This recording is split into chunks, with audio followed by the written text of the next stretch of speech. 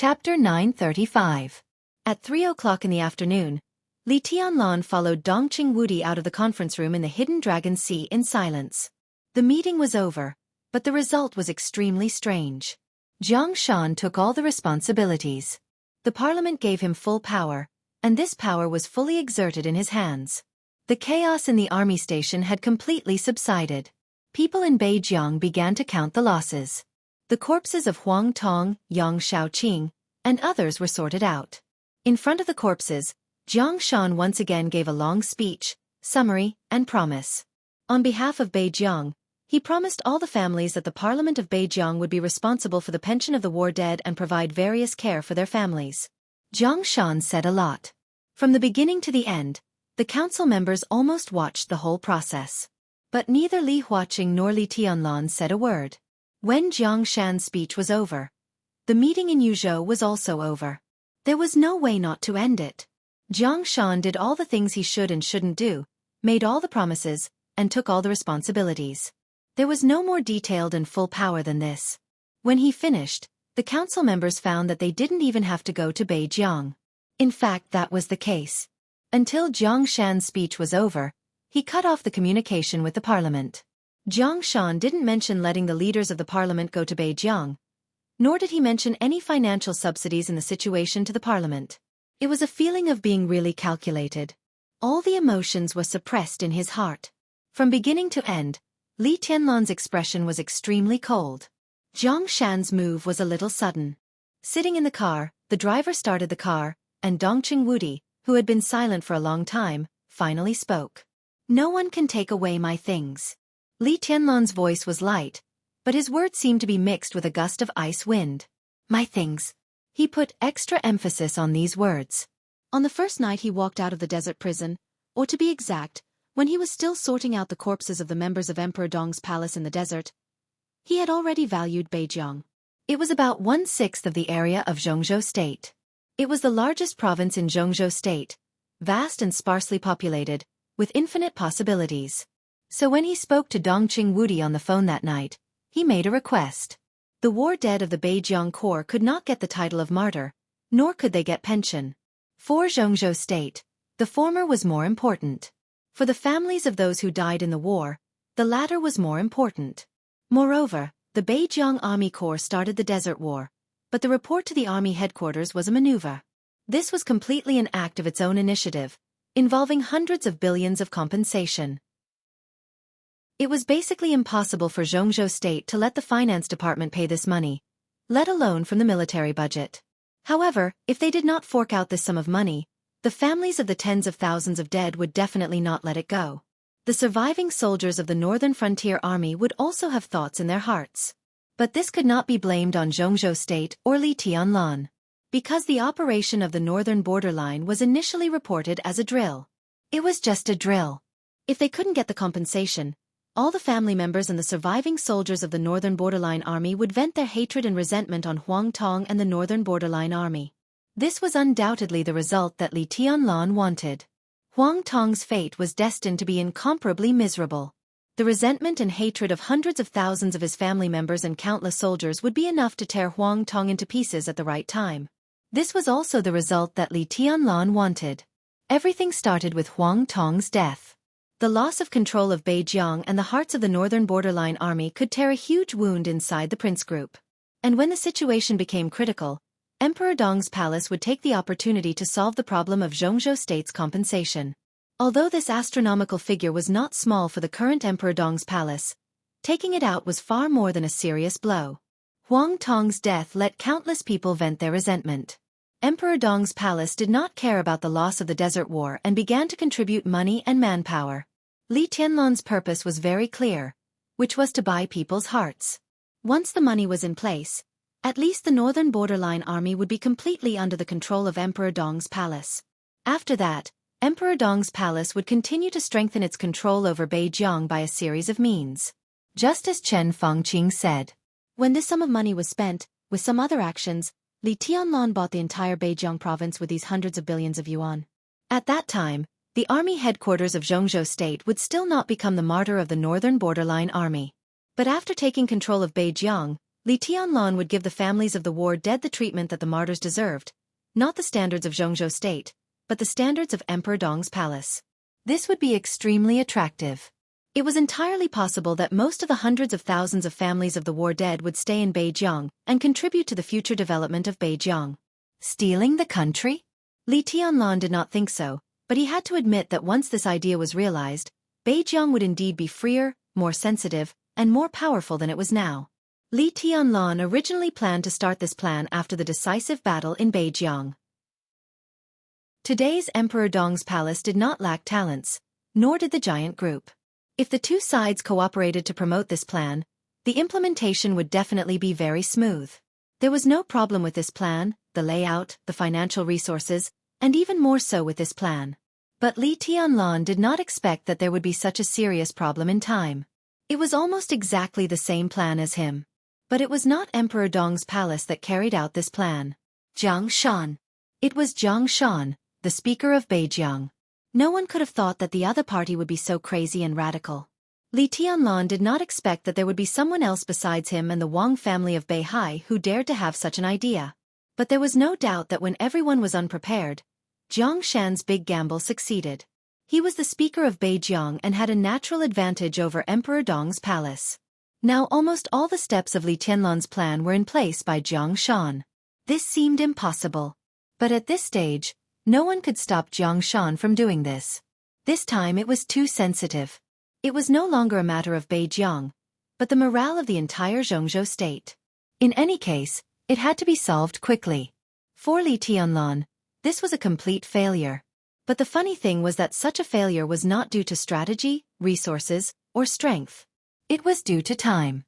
That was all. It was almost the same plan and idea.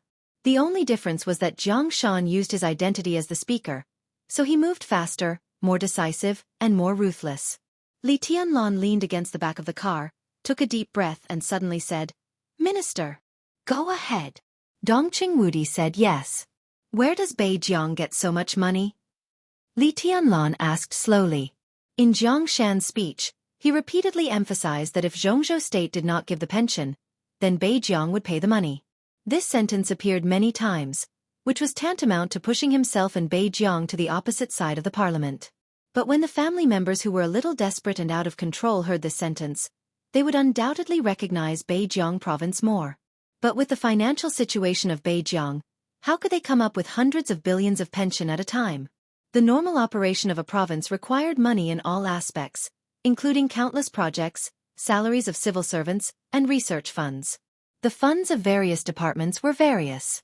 The reason why Beijiang had such a special position in the territory of Jianghu state was not because of its developed economy, but because of its sensitive situation.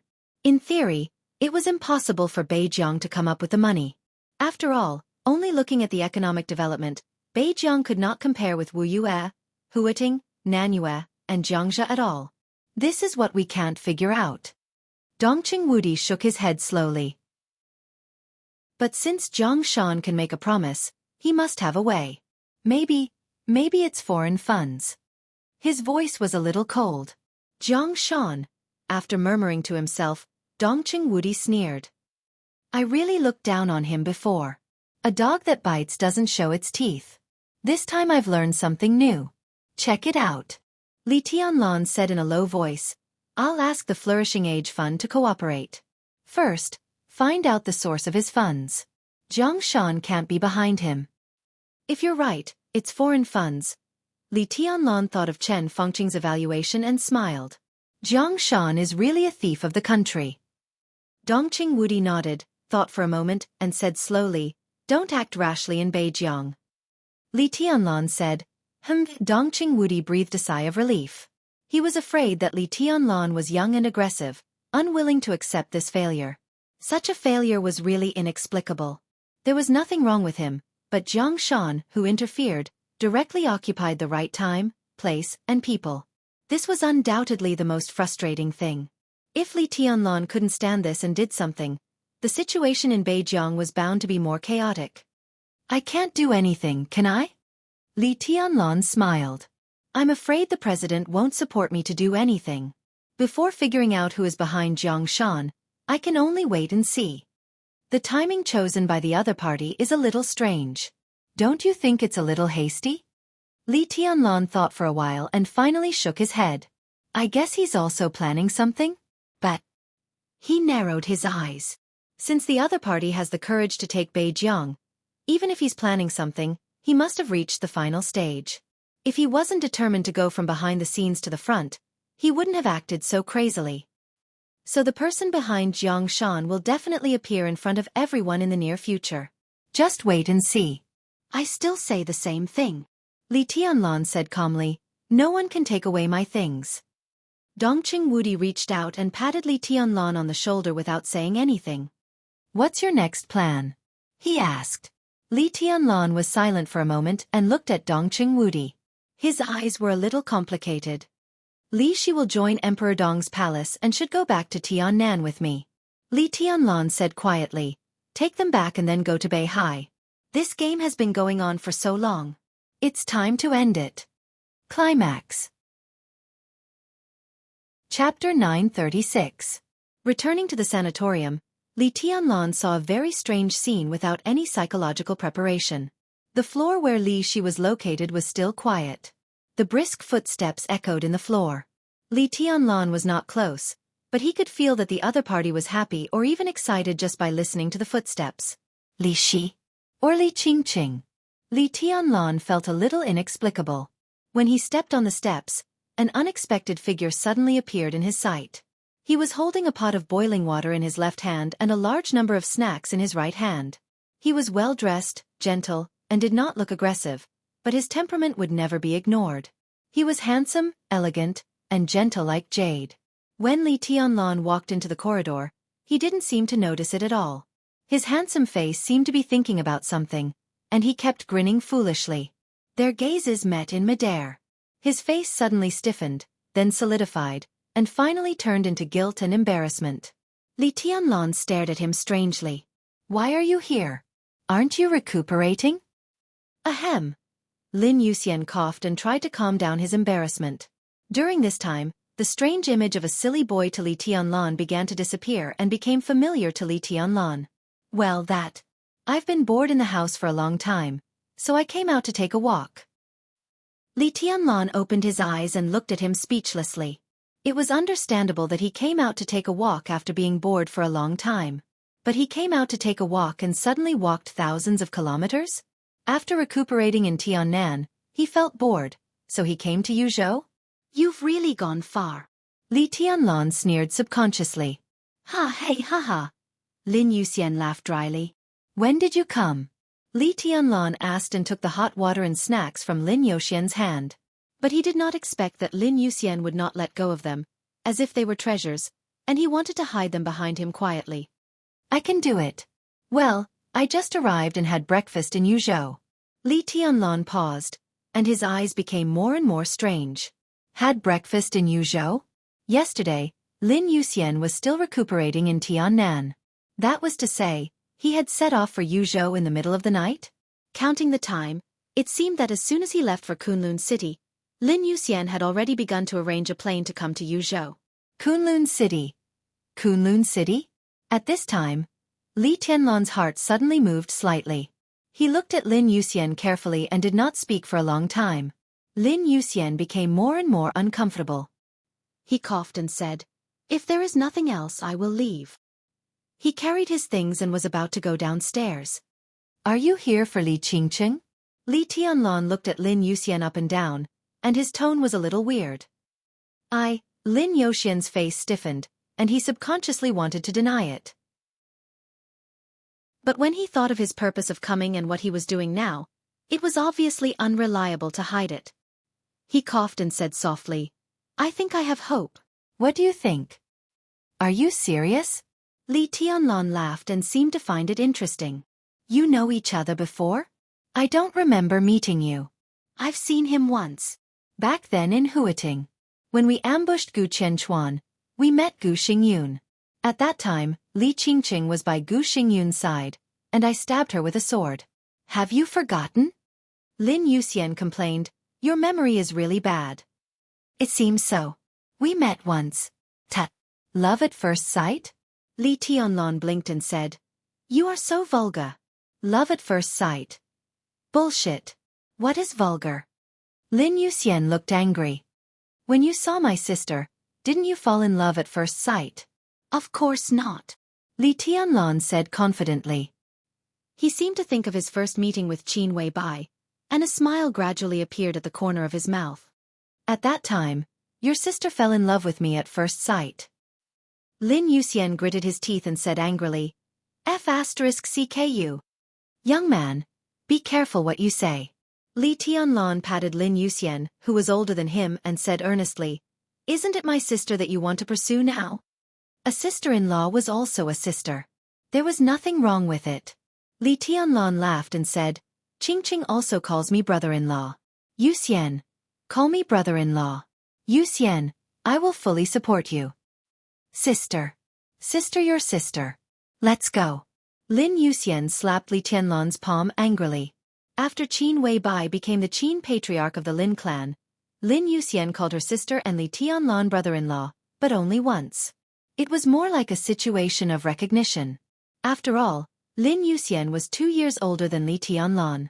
But now, if he really pursued Li Qingqing, he would definitely call him brother-in-law in the future.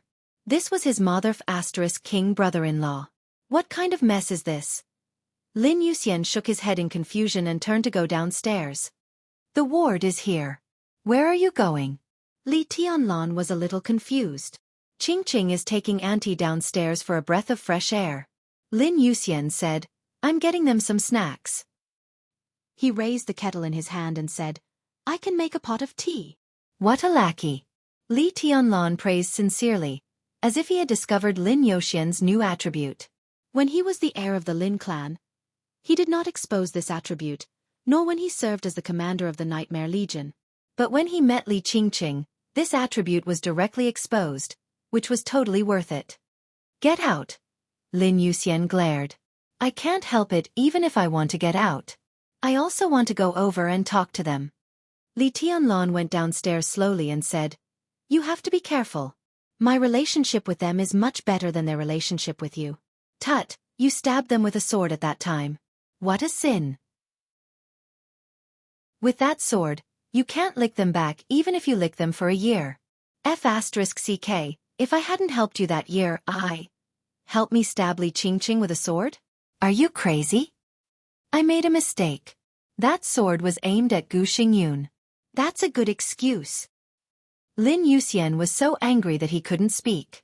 After a moment of silence, his face suddenly changed slightly, revealing a smile. I heard that Li Shi is going to join Emperor Dong's palace? Will Qingqing also go to Tiannan in the future? Do you really plan to fight a protracted war?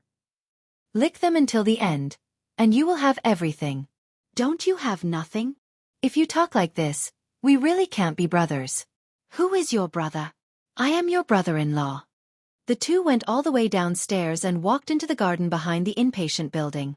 A small pavilion was located in the middle of the garden. The cold winter wind blew over and refreshed the mind. Li Tianlan completely saw the way of survival and strong desire to survive of a liquor. Lin Yuxian carried things all the way and trotted into the pavilion. His smile was bright. He opened the snacks and arranged the tea set. He almost called her aunt, and his voice was unbelievably eager. Li Shi obviously noticed something. She looked at Lin Yuxian thoughtfully, and her smile was somewhat meaningful. Li Qingqing opened a bottle of yogurt and sipped it. Her clear eyes fell on Lin Yuxian and listened to him chatting with her mother. You are still injured. Why do you run so fast? Li Tianlan walked into the pavilion. Sarcasm was sarcasm, but he did not hesitate to help. It's just a minor injury. It doesn't matter. It's cold. This tea tastes good when it is freshly brewed. Lin Yuxian smiled and coughed. Li Shi took a deep look at Lin Yuxian, and her eyes shifted from him to Li Tianlan. Li Shi had put down the yogurt and stood up subconsciously, a little reserved. All the way from Kunlun City to Yuzhou, the taciturn Li Tianlan had left a deep impression on her. The majestic and seemingly limitless sword energy pushed her all the way over mountains and rivers, and the whole world seemed to be under his feet. She stood there a little nervously, and her heart was full of awe. Her fingers seemed to be gently touched and pinched. Li Qingqing turned her head subconsciously and looked at Lin Yuxian curiously. Lin Yuxian handed over a small bag of beautifully packaged snacks. His voice was calm and gentle. "This is delicious. Try it." "Thank you." Li Shi looked at Li Tianlan silently. After a long time, she spoke softly. "You're welcome." Li Tianlan waved his hand. "In the future, Kunlun City will not threaten you." Li Qingqing, who had been pulled to sit down by Lin Yuxian, stood up again. She looked at Li Tianlan, and her eyes were a little evasive. She hesitated and said, How is he?" She was not reluctant to leave Kunlun City. But no matter what, however, in terms of blood relationship, Gu Xingyun was her biological father. If not, when Lin Yuxian stabbed Gu Xingyun with his sword, she would not have subconsciously stood in front of Gu Xingyun to protect him. "He is not dead yet," Li Tianlan said calmly, "but from now on, Kunlun City should slowly disappear, and the living space of the Gu family in Jianghu state will also be compressed." Li Qingqing was lost in thought and silent. Li Shi pulled her daughter's hand, looked at Li Tianlan, and whispered, "The poison in Qingqing's body." "What poison?" Li Qingqing was stunned. Li Shi hesitated and did not speak. Li Tianlan glanced at her. "I didn't ask Gu Xingyun for the antidote. In fact, in the situation at that time, even if I asked, Gu Xingyun would not give it. In his heart, since he was finished, it might be the best for you to die with him." He shook his head and laughed sarcastically. "But this is not a problem. Today you rest for a day. Tomorrow, I will ask Yuxian to take you to Tiannan. You can go to Little Bai. Qingqing can go to Yu Donglai and Elder Yu. They will help you solve the problem of the poison and spiritual suggestion." "That poison is very troublesome." Li Shi frowned. That kind of neurotoxin was almost the only way Kunlun City used to control men of sacrifice and some special people. Of course, Li Shi also knew Yu Donglai, the poison doctor active in the era of Li Honghe. She even met him often when she was in the Li family. But no matter how powerful Yu Donglai was, how could he develop the antidote in a short time? If the poison in Kunlun City was so easy to remove, then such a poison would not have the significance of controlling men of sacrifice. "I know," Li Tianlan said. "Don't worry, Elder Yu has a way." Suddenly, a phone rang. Lin Yuxian took out his mobile phone, raised his eyebrows, and connected it at the first time. "Dad." He is with me." "Yes, oh okay." Lin Yuxian said a few words and handed the phone to Li Tianlan. "It's my dad's phone. He said he couldn't get in touch with you, so he called me. He wants to meet you." After a pause, Lin Yuxian said, "To say goodbye." Climax. Chapter 937. When Li Tianlan arrived at the airport, it was less than 40 minutes before Lin Fengting's plane took off. His decision to leave Jianghu state was sudden, but Li Tianlan and Emperor Dong's palace were not the same as before. After absorbing the intelligence channels of Samsara Palace, Li Tianlan already knew the reason why he wanted to leave Jianghu state on the way here. In the afternoon, the airport was noisy and lively. Li Tianlan went all the way to the VIP area and saw Lin Fengting drinking coffee and waiting for the plane to take off in a quiet cafe. Lin Fengting also saw him and waved his hand with a smile. Li Tianlan walked over and sat down. He took the menu from Lin Fengting and ordered a cup of coffee. "I decided to leave at the last minute and was in a hurry, so I had to trouble you to come here. Otherwise, I actually planned to go to the sanatorium to see Li Shi." "How is she?" Lin Fengting said with a smile. His words were very polite. The identity of an elder was actually a little vague between them. Lin Fengting was modest and did not value this identity very much. In fact, Emperor Dong's palace and Li Tianlan could be said to be the top force and the top strength in the dark world. Such a person, no matter how young he was, needed to be respected, at least not too casually. "Not bad." Li Tianlan shook his head. "But the injury is still too serious. It takes a long time to recuperate, and it is unlikely that she will recover her combat capability in a short time." "It's not bad." Lin Fengting was a little emotional. "Li Shi." He shook his head. The two were friends many years ago. If there were not so many things later, their friendship should be very good now. Lin Fengting laughed at himself and suddenly said, "How is the matter in Beijiang?" It was hard to make what happened publicly a real secret. The chaos in Beijiang had spread throughout Jianghu state and then the whole world. It was no exaggeration to say that countless forces were paying attention to the situation in Beijing. Li Tianlan's facial muscles twitched slightly, and he said slowly, Jiang Shan intervened in the affairs of the Beijing court and promised an astronomical amount of compensation. This time, Emperor Dong's palace was set up and suffered a heavy loss. This was Li Tianlan's real thought. It could be said that he was determined to win everything in Beijing.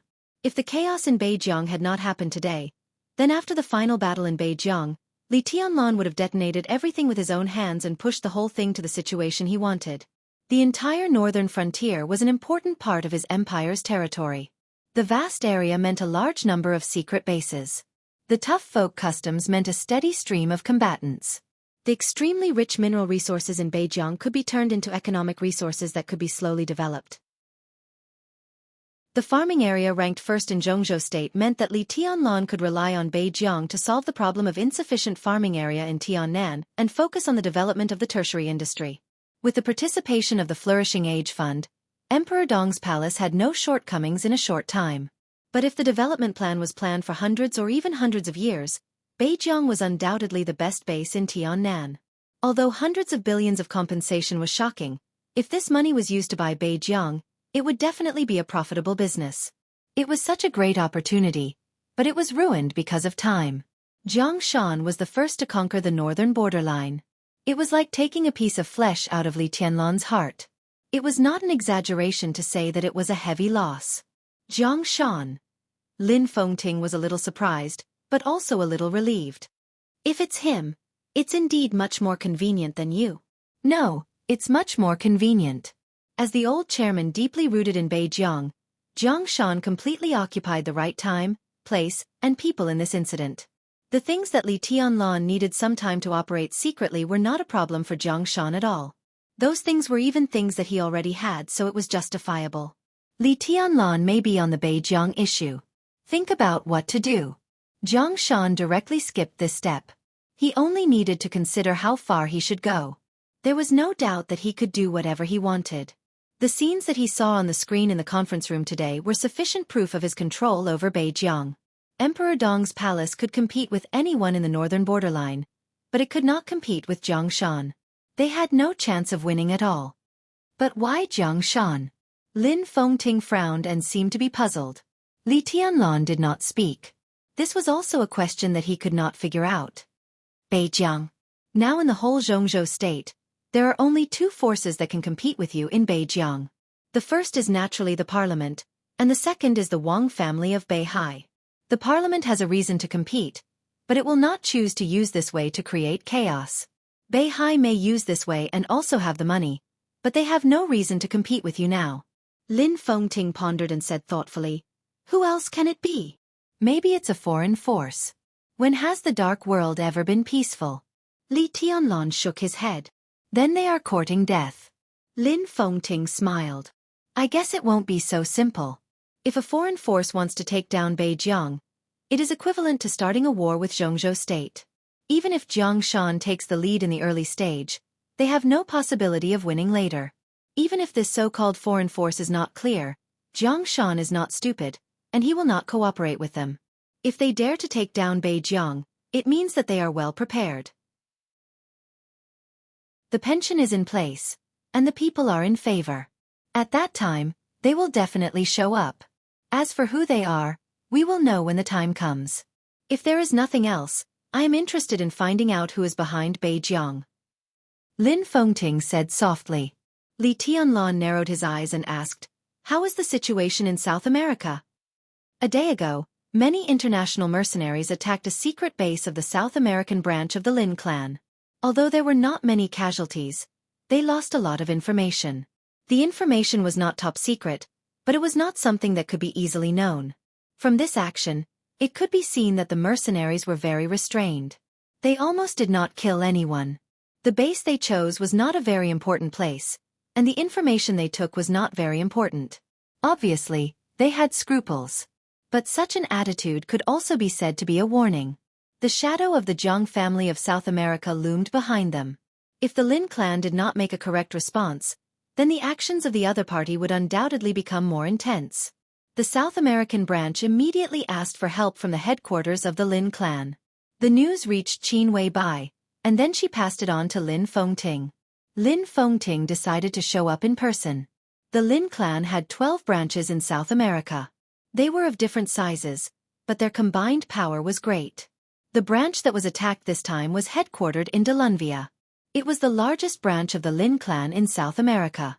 Its comprehensive strength could be regarded as first class even in the whole of South America. The branch patriarch was very close to Lin Fengting by blood, and the two sides had a very good personal relationship. Facing an opponent like the Jiang family of South America, at present, only Lin Fengting could control the situation. Countless branches around the world supported the worry-free villa of the headquarters of the Lin clan, and the headquarters coordinated the win-win development of the major branches in the middle. When necessary, they provided support in terms of force, technology, money, and connections. This was the fundamental mode of survival of the Lin clan and Lin Fengting's most important responsibility. It was impossible for him not to go. Both good and bad. Little Bai told me that the Jiang family of South America participated in the final battle in Beihai. This time, they took action in South America to force me to go there. If I go to South America, I won't be able to help you and the Wang family of Beihai. The other side is conspiring openly. They don't want to be enemies with me, so they might as well have some conflicts in South America first. If I go, this conflict will be a small one. If I don't go, this conflict will be a big one. Lin Fengting's voice was a little cold. Some time ago, when the Jiang family of South America was ready to make trouble, Little Bai asked Horsewoman to go to South America and warn Jiang Guochu face to face. At that time, Jiang Guochu's attitude was still acceptable and he calmed down a lot. This time, I want to see who gave him the courage to touch the Lin clan. If you need any help, just tell me. Well, Wuxia is now in the northern borderline. He subconsciously shook his head, somewhat self-deprecatingly. Wuxia did kill all the high-level members of the northern borderline corps and stabilize the situation. But now, who would thank him? He asked Wuxia to kill people, which seemed to be a preparation for Jiang Shan to take over the northern borderline. Even if he forced himself to pay the compensation amount now, people in the northern borderline would think that it was Jiang Shan's operation. The unwillingness in his heart surged out again. He had been miserable since he entered the secular world, but he had never failed. Therefore, he was particularly uncomfortable with this feeling.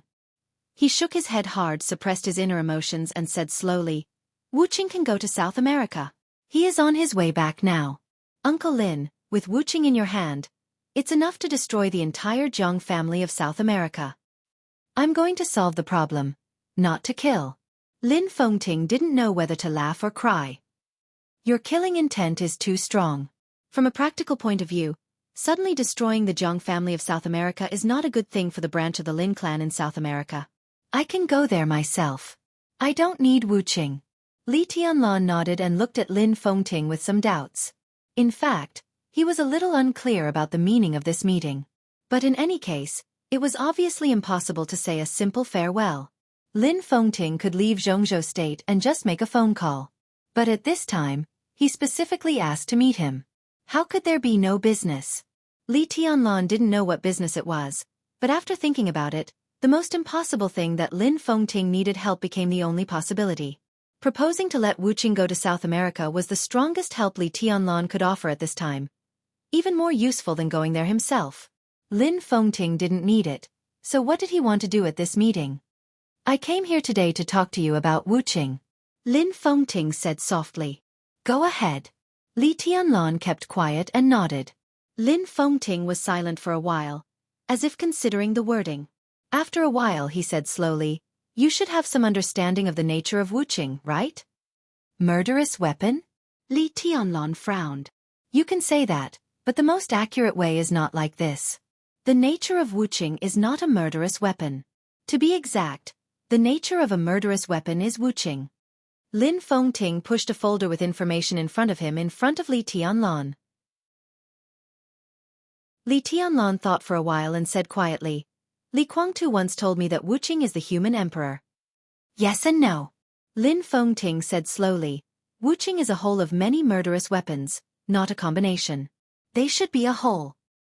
You mean, in addition to the 12 murderous weapons we are now familiar with, there are many murderous weapons that form the current Wuxia? Lin Fengting was slightly stunned. He naturally knew the origin of Wuqing, but he didn't know how to explain it to Li Tianlan. Dongqing Huang too couldn't explain it, and it was difficult for Wuqing to explain it. But thinking of the final battle in Beihai, the problem of Wuqing must be explained clearly. He was silent for a while, then simply bypassed the question of Wuqing's origin and said with a smile, "Look at the information first. I copied it from the Lin clan's database." Li Tianlan glanced at him and opened the folder. He pulled out the neatly arranged information. On the first page of the information, there was a simple line of words, like a brief introduction to the information. The origin of murderous weapons. Chapter 938. The origin of murderous weapons. Li Tianlan's eyes fell on these words. After about half a minute, he slowly opened the document in his hand. The information was densely packed with words, as well as a large number of pictures. The first picture that appeared on the first page was an extremely menacing-looking metal armor. Saint's robe. Li Tianlan said quietly. This was a historical term, and it was a world-famous historical term. Although Li Tianlan knew it was a suit of armor, it was the first time he had seen the saint's garment. Li Tianlan shook his head. I didn't expect the saint's garment to look like this. This is the original form of the saint's robe. Lin Fengting said calmly. It can transform into any form. Saber, spear, weapon, cloak, anything. Throughout the history of the Wang family of Beihai, the saint's clothes could be said to be one of their most important foundations. Do you know where it came from? Lin Fengting asked. I've heard about it from Grandpa. Li Tianlan said, The saint's garment was the strongest individual combat capability the Wang family of Beihai had encountered before it reached the peak. It was about the ancestor of the Wang family of Beihai. It was also related to the ancestors of the Lin clan and the Li family's Yuantai. The saint's garment was not a product of the Wang family of Beihai's research, but a trophy from the enemy of the Wang family of Beihai. It is said that the saint's garment came from a reclusive family. That history is a little vague now. It involved the Star State War, which was also the war in which the Wang family of Beihai really reached the peak position, and the war in which Jianghu state became the world's hegemon. Lin Fengting's voice was very light, with a little smile. At that time, the ancestor of our Lin clan was still in the Wang family of Beihai. He was the war god of Beihai, and his status was no worse than that of the chosen one emperor of Beihai. This is the story between the Lin clan's immortal king of war and the North Sea emperor. It is safe to say that the two of them were at the peak of the military force at that time. They were the promoters and the most important executors of the war in Star State. In a crucial battle at the end of the Star Nation War, the two of them ran into the saint's garment. The quiet cafe reverberated with a soft murmur. A breeze that shouldn't have appeared here suddenly swept through the coffee shop. Lin Fengting narrowed his eyes. At this moment, the space in the coffee shop seemed to be fluctuating slightly, distorting at a frequency that ordinary people could not detect. A black figure abruptly walked out of the distorted space and silently appeared beside the coffee table. The black windbreaker floated in the air quietly. Extremely pure sword energy filled the hem of the windbreaker, the cuffs and the hood. The sword energy stirred the space and refracted continuously, eventually turning into another Li Tianlan. Li Tianlan, who was formed by sword energy, stood in front of the table and looked down at the picture in Li Tianlan's hand. After a long time, he slowly nodded to Lin Fengting. Even though Lin Fengting knew what was going on, he still couldn't get used to this strange scene. He calmed himself down and continued. At that time, the holy garment was worn by the enemy. Although the enemy was one of the most powerful beings of that era, he couldn't possibly be a match for either the emperor or the god king of war in a one-on-one fight. The two Li Tianlans listened quietly. Lin Fengting knocked on the documents on the table and said slowly, But because of this saintly garment, the enemy easily injured the emperor and the god of war king. Their attacks couldn't even break through the saintly garment's defenses. They couldn't do anything to the enemy inside the saintly garment. Li Tianlan nodded. He finished reading the first page and turned the page. There were a few pictures on the second page besides the text. One of them was still the holy garment, but there was a short stick beside it. The shape of the short stick was slender and strange.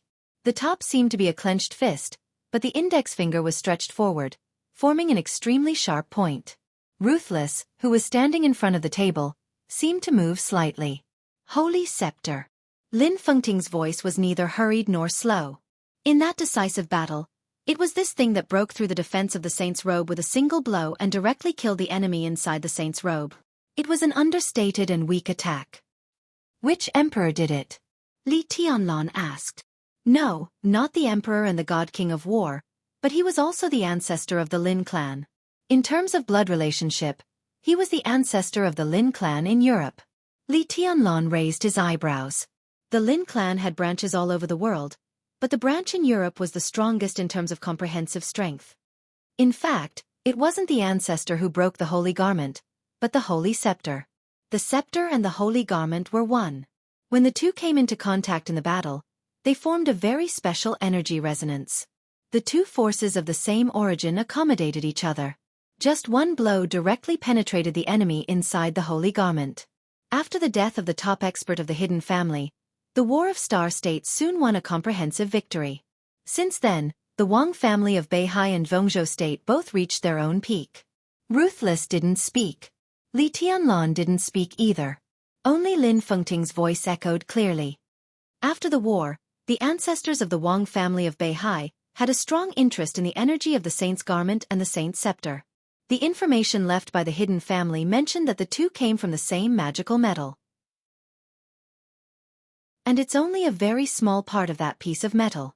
Beihai used many methods to contact and analyze that energy. In the end, many scientists confirmed that the energy of the saint's garment and saint's scepter is a new type of energy that has never been seen before. Beihai analyzed the new energy in detail and made a lot of models. During this period, Beihai began to look for the whereabouts of the magical metal. This process lasted about 2 years. A team of scientists in Beihai perfected the model of the new energy after combining a lot of information and finally came up with a very amazing theory. This was the perpetual energy that had appeared in history. The scientists believed that when there was enough of this special energy that had never been seen before, the new energy could produce a real inexhaustible power.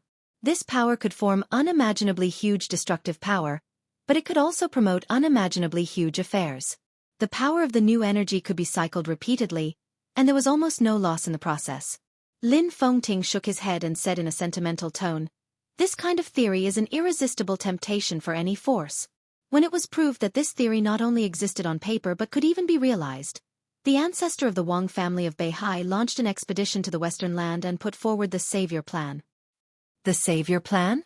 Li Tianlan was a little confused. This term didn't appear in history. In fact, it was more appropriate to call it the Terminator Plan.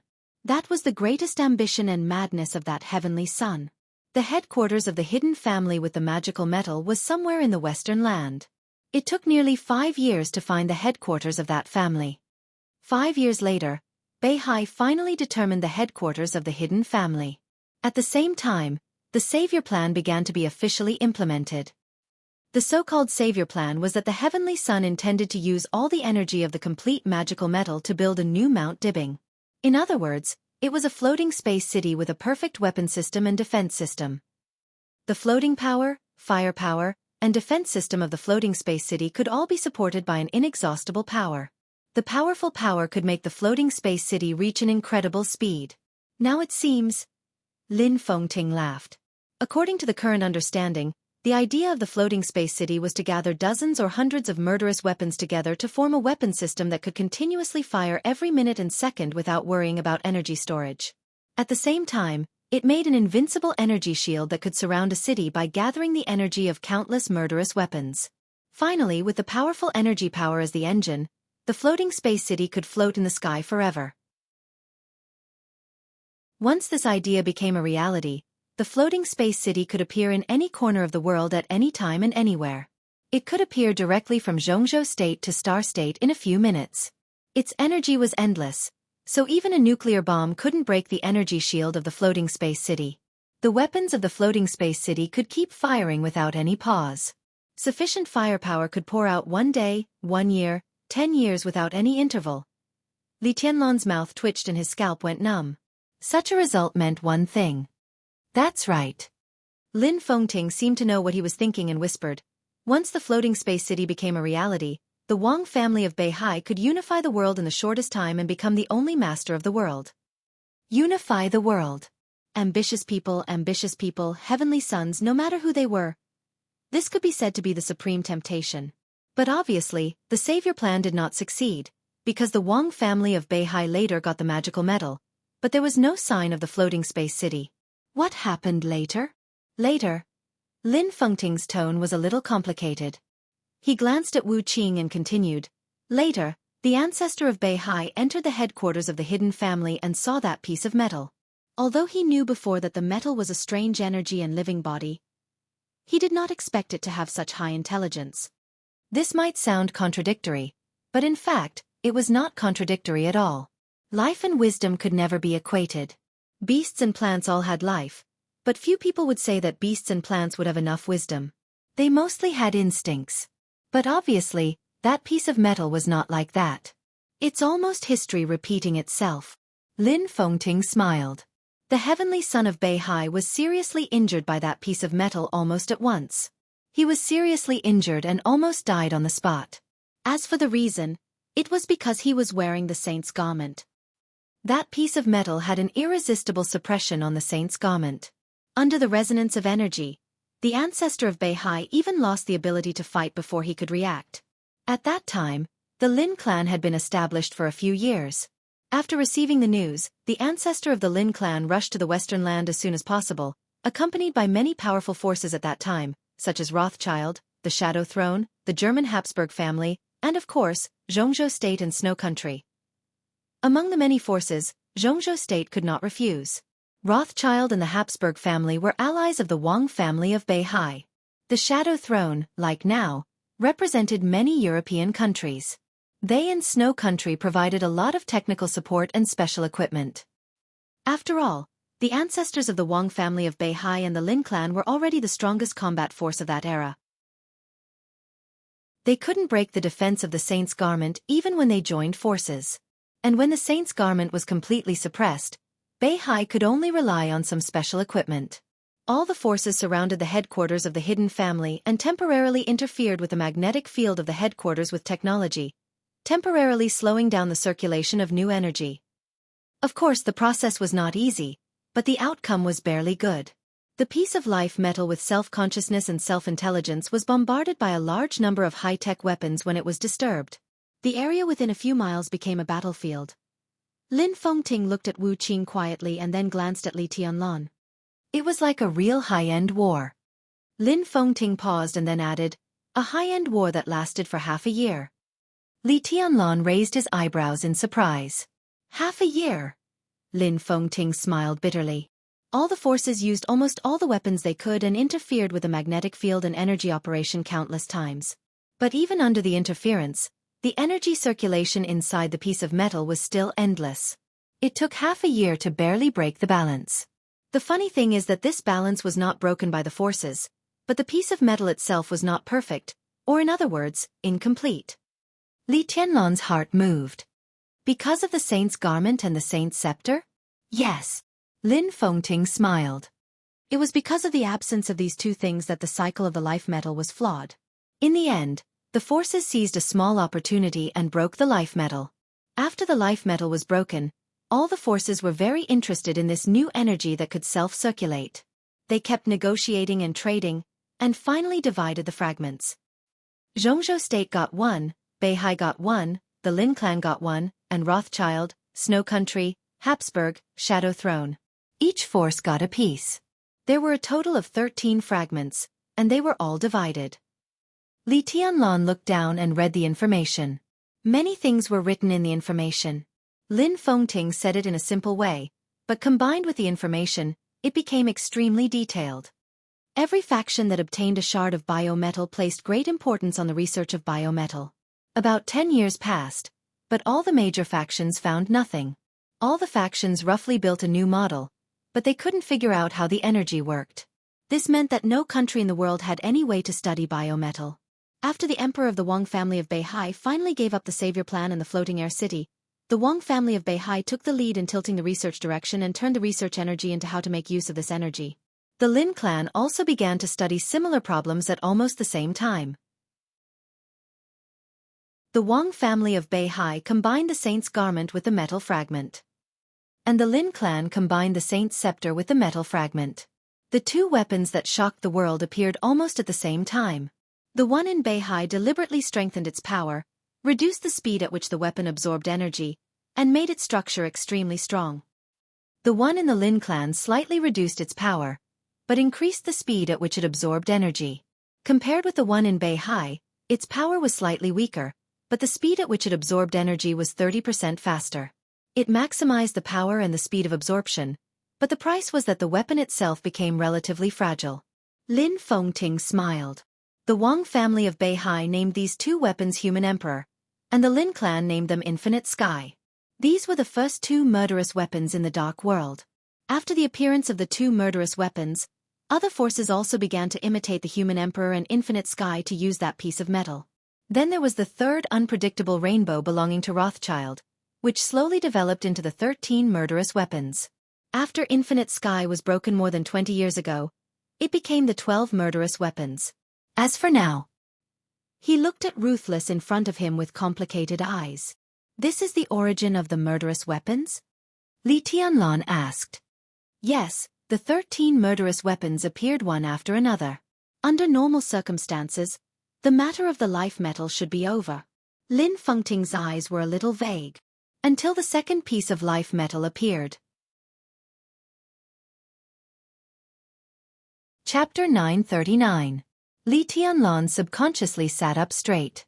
If he had some understanding of the story Lin Fengting told before, then the last sentence undoubtedly touched the blind spot of his knowledge. There was only one piece of life metal, and all murderous weapons came from that piece of life metal. This was something all the forces in the Dark World knew. Where did the second piece come from? If there was a second piece, why hadn't it appeared for so many years? Where is the second piece of life metal? Li Tianlan asked directly. To be precise, it's not the second piece. It's the other half. Lin Fengting smiled. I've said it before. That piece of metal has extraordinary intelligence. We can completely treat it as another kind of life. Having intelligence means that it's afraid of being destroyed. So in that secret war, although the life metal was broken, before it was broken, it stimulated all its energy, kept the most core part, and hid itself. The so-called second piece is the core of the original life metal. Li Tianlan frowned slightly. In that case, Beihai shouldn't have been able to find it. This has something to do with the energy cycle mode of the life metal. Lin Fengting shook his head. The life, will, and intelligence of the life metal all come from its energy, such as ruthlessness. When there is enough energy, it is ruthless. But when there is no energy, it becomes Shenyuan Feng. Maybe it still has intelligence and can do all kinds of things with you, but obviously it can't reach the level it is now. When the life metal was broken, its will was basically broken.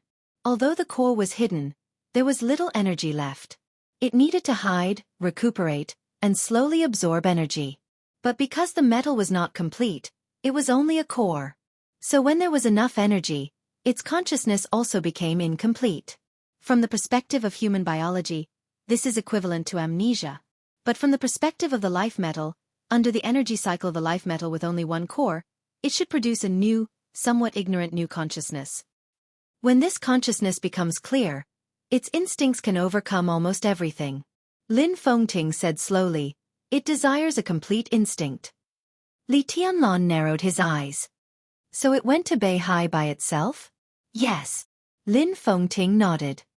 At that time, the ancestors of the Lin clan were guests at the North Sea, and the aura of the human sovereign and the endless sky attracted it to the North Sea. But that battle didn't cause much movement, and the new consciousness of the vital metal could barely complete its own cycle. So, at that time, the two ancestors of the Lin clan and the North Sea joined hands and easily cut the core of the vital metal again. Lin Fengting paused and suddenly asked, do you know why the Wang family of Beihai gave up the savior plan? Li Tianlan froze for a moment and said thoughtfully, is it because the energy needed by a piece of vital metal found in Beihai can't really perfectly circulate forever? No, one piece of life metal is actually enough. In theory, it can already create a cycle of energy that doesn't need to be exhausted. It's just that Earth's environment isn't good. His smile was a little strange. All countries are developing the aerospace industry, looking for the so-called life in outer space. There are all kinds of speculations about aliens. The source of the vital metal is meteorites from outer space. From this point of view, the vital metal is a real alien. It can't be regarded as a human, but it is indeed an outer space life with life and intelligence. At present, there is no evidence that the vital metal is an outer space race, but its living conditions are obviously different from those of humans. The environment on Earth is obviously not its cup of tea. It doesn't need water or oxygen. Years of research show that it seems to need a very special kind of cosmic radiation. Only in that state of radiation, its energy cycle is infinitely close to eternal. On Earth, if the Savior plan is really launched, the vital metal can indeed run for a period of time when its energy is full, but soon the energy will be overdrawn, and it will fall into an energy storage period of at least 100 years. Without that kind of cosmic radiation, such a plan is not feasible. Li Tianlan suddenly laughed. That is to say, if there is something like a spaceship, the vital metal can be used as the engine of the spaceship? Probably. No one deliberately pays attention to this. Spaceship, this thing. What can it do if it's an engine? Our current technology is far from meeting the requirements, and no one is willing to banish the vital metal to space again. Li Tianlan nodded and said yes. Compared with the illusory outer space world, the power in the hands was undoubtedly more real. And then, Lin Fengting whispered, because the battle caused by the core was very small, no one except Beihai and the Lin clan knew the existence of the core. At that time, the ancestors of Beihai and the Lin clan decided to make the core of the vital metal the core of the two clans. The two clans used a lot of secret techniques to completely decompose the metal core, so that it could form a new consciousness. Before the new consciousness was born, the two clans simulated the theoretical energy of cosmic radiation and activated the metal core to a certain extent. Activated? Li Tianlan asked in reply. The specific situation is recorded in the information. To put it simply, they changed part of its nature, turning it into something similar to an energy body. Then, they used special means to build a secret base specifically to maintain its existence. Li Tianlan's mouth twitched. Now it seemed that he was really listening to a story. After the preliminary work was completed, to be completely safe, the two clans divided the metal core into two.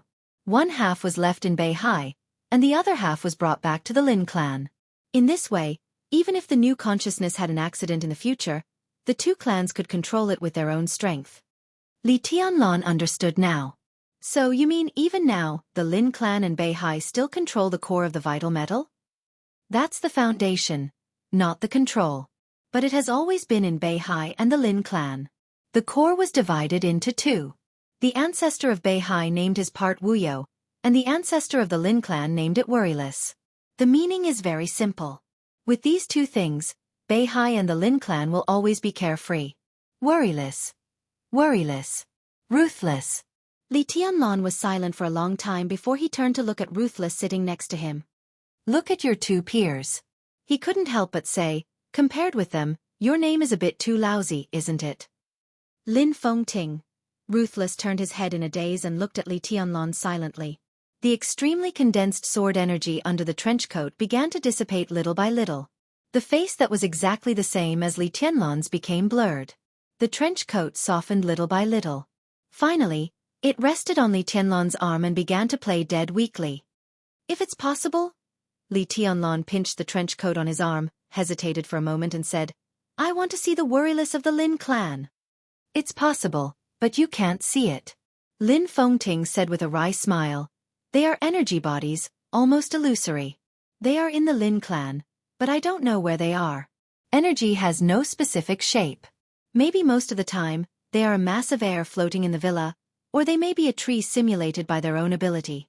Whether they are Worryless or Worryless, they are actually not friendly to Beihai and the Lin clan. But now we have turned them into energy bodies, so they can only rely on us to exist. Both the North Sea and the Lin clan have a secret base that can maintain the worry-free existence of energy bodies. This is a top secret that only the Patriarch knows. That is to say, they should be sleeping in the base most of the time, but we just can't see them. But when our two clans encounter a crisis of life and death, they must show up. Otherwise, once our two clans are wiped out, no one will be able to maintain the secret base that keeps them alive. At that time, what awaits them is also extinction. But in the absence of a major crisis, no one can find them unless they show up themselves. Li Tianlan listened quietly. After a long time, he sighed and said with some emotion in his voice, "It's amazing. Can't the worryless leave Beihai and the Lin clan?" "Of course." Lin Fengting laughed. When they were first created, they were defined as the core foundation of the two clans. This kind of thing is uncontrollable. If they can leave Beihai, then our two clans can't find them at all. How can we expect them to be the foundation? And, if they can leave Beihai, the original battle in Mormons would have a different ending. You might not have Shen Yuanfeng anymore. Lin Fengting said slowly. Li Tianlan was suddenly shocked. He raised his head and said in a deep voice, "What do you mean?" Obviously, this was the topic that Lin Fengting wanted to talk to him about today. The core of the vital metal. That kind of activated energy can suppress the power of all murderous weapons to a great extent. If it's a single murderous weapon, Wuyo's energy can make the murderous weapon completely lose control in an instant and turn it into its puppet. Shen Yuanfeng. Well, Wuqing is a combination of many murderous weapons, and its state is a little special, but the core is still effective in suppressing it. At present, I don't know to what extent this effect will be, but if the core attacks Wuqing, then Wuqing can't exert its full power at all. The most important thing is, Lin Fengting said helplessly, this situation is uncontrollable. Even the Wang family of Beihai can't control it. And to be honest, the power of Wuqing is obvious to all. Even if the Wang family of Beihai can control it, I'm afraid they won't deliberately stop the core from devouring Wuqing. Under normal circumstances, Wuyo is an energy body. This kind of energy body basically only has the power of one attack. But in a special state, Wuyo's energy can attach to some special metals for a short time and exert a powerful combat capability. Furthermore, if it's more thorough, then it can transform the human body. The Devil Troop of Beihai is an example, but it's not a very successful example. In the current situation, if Beihai is really at a dead end, Wang Xianxia, Summer Solstice, and even Wang Tianzong can merge with Wuyo's energy body and become a kind of half-human, half-machine monster. Take Wang Xianxia as an example. If he merges with Wuyo, he can reach the combat capability of the peak of the Invincible Realm in an instant. If he enters the Invincible Realm, this kind of fusion can make him break through the limit of the peak of the Invincible Realm and reach my level. But there are also limitations to this kind of fusion. First of all, it will bring unimaginable pain to the person being merged. Unless he is forced into a desperate situation and has no high-end combat capability, Beihai is unlikely to make this choice. But even if Wuyo doesn't merge with people, its suppression of Wuqing is also very fatal. Your enemies in Beihai are not only the super forces of the Dark World like the East Island Vatican, but also Wuyo. Such a situation. Lin Fengting shook his head. Li Tianlan was silent for a while and said slowly, "Would the Wang family of Beihai dare to do that? If there's a chance, Beihai certainly wants to have the Heartless. As long as Wuyo can suppress the Heartless, it can erase the consciousness of the Heartless in the shortest time and let it form a consciousness loyal to the Wang family of Beihai. As for you, although the two sides are cooperating now, they're not close. After getting the Heartless, the Wang family of Beihai won't be afraid of you. Even if they don't want to fall out with you, at worst, they'll just give you compensation. They're a big family with a big business, and you can't refuse many compensations." Li Tianlan was silent for a while, then nodded and said, "I see." After a pause he chuckled and said, "Thank you. You don't have to be so polite with me." Lin Fengting shook his head and said, "Actually, in the end, although your branch is surnamed Li, in the eyes of the headquarters, there is no difference between you and other branches. There is no hierarchy between the headquarters and the branches of the Lin clan. There is no leader. If you have a problem, I can help. Naturally, I will not shirk." Senior Li also knows about the carefree thing. To tell you the truth, if Senior Li did not know about this, he might not have been so determined to oppose Li Guangtu's action. After a moment of silence, he shook his head and said with a self-deprecating smile, "What's your plan?" "Anyway, I still have to go to Beihai." Li Tianlan shook his head. Now he had no choice. Going to Beihai was not only to help Mount Dibbing, but also to completely destroy Chen Fengqing's last trump card. He and Chen Fengqing were already mortal enemies. If he missed this opportunity, if Chen Fengqing had a chance to breathe, it would be Emperor Dong's palace that would suffer in the future. So even if he knew that Mount Dibbing might have bad intentions for Wuqing, Li Tianlan could only go there. "It's okay. Li Tianlan smiled and said, "The Wang family of Beihai's idea of Wuqing may not really come true. It's good that you know it." Lin Fengting nodded, glanced at the clock in the cafe, and said simply, "Let's go. You can study this information when you have time." Of course. Li Tianlan stood up and shook hands with Lin Fengting. Chapter 940. As the main building of Emperor Dong's palace, the magnificent castle in the center of the palace was a large multifunctional office area. The castle was huge and looked magnificent, but it was like an iceberg. Compared with the part exposed to the public, the part hidden underground was more amazing and larger. The castle had 6 floors. The first floor was the hall. When Emperor Dong's palace was fully developed, there would be many office windows here. Now it was just a prototype.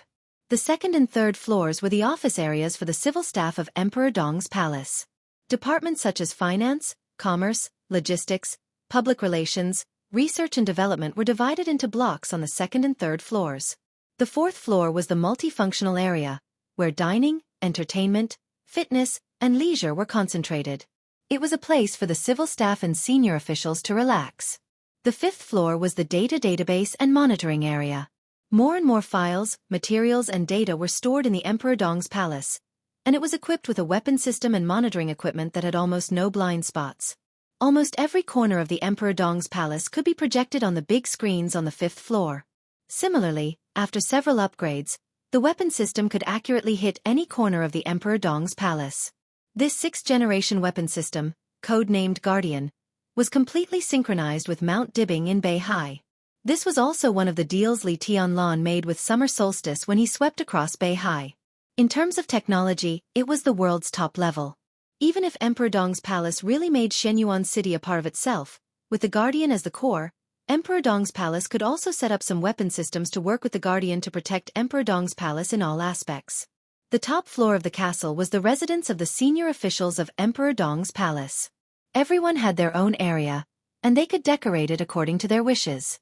The 6th-floor building was not so extraordinary, and the internal planning was basically the layout of a normal force.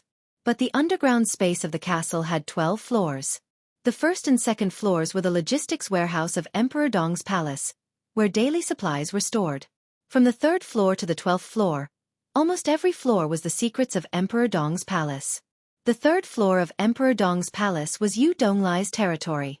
As a poison doctor who had once been famous in the dark world, Yu Donglai had been the leader of 3 generations, Li Honghe, Li Guangtu, and now Li Tianlan. It could be said that he was the founding member of the Li family for 3 dynasties. Li Tianlan also respected him enough. At that time, he just asked casually, and Li Tianlan directly gave him the 3 basement floors of the castle as a laboratory. Yu Donglai's life was very comfortable. He had been dealing with all kinds of poisons for most of his life. For him, it had almost become a survival habit or even an instinct. There were all kinds of seemingly inconspicuous pets in the laboratory on the 3rd underground floor. Yu Donglai, who was already old, had completely given up the idea of fighting and let his condition continue to deteriorate. Most of his time was spent in his laboratory taking care of his little babies. Every time he saw them, he felt extremely comfortable.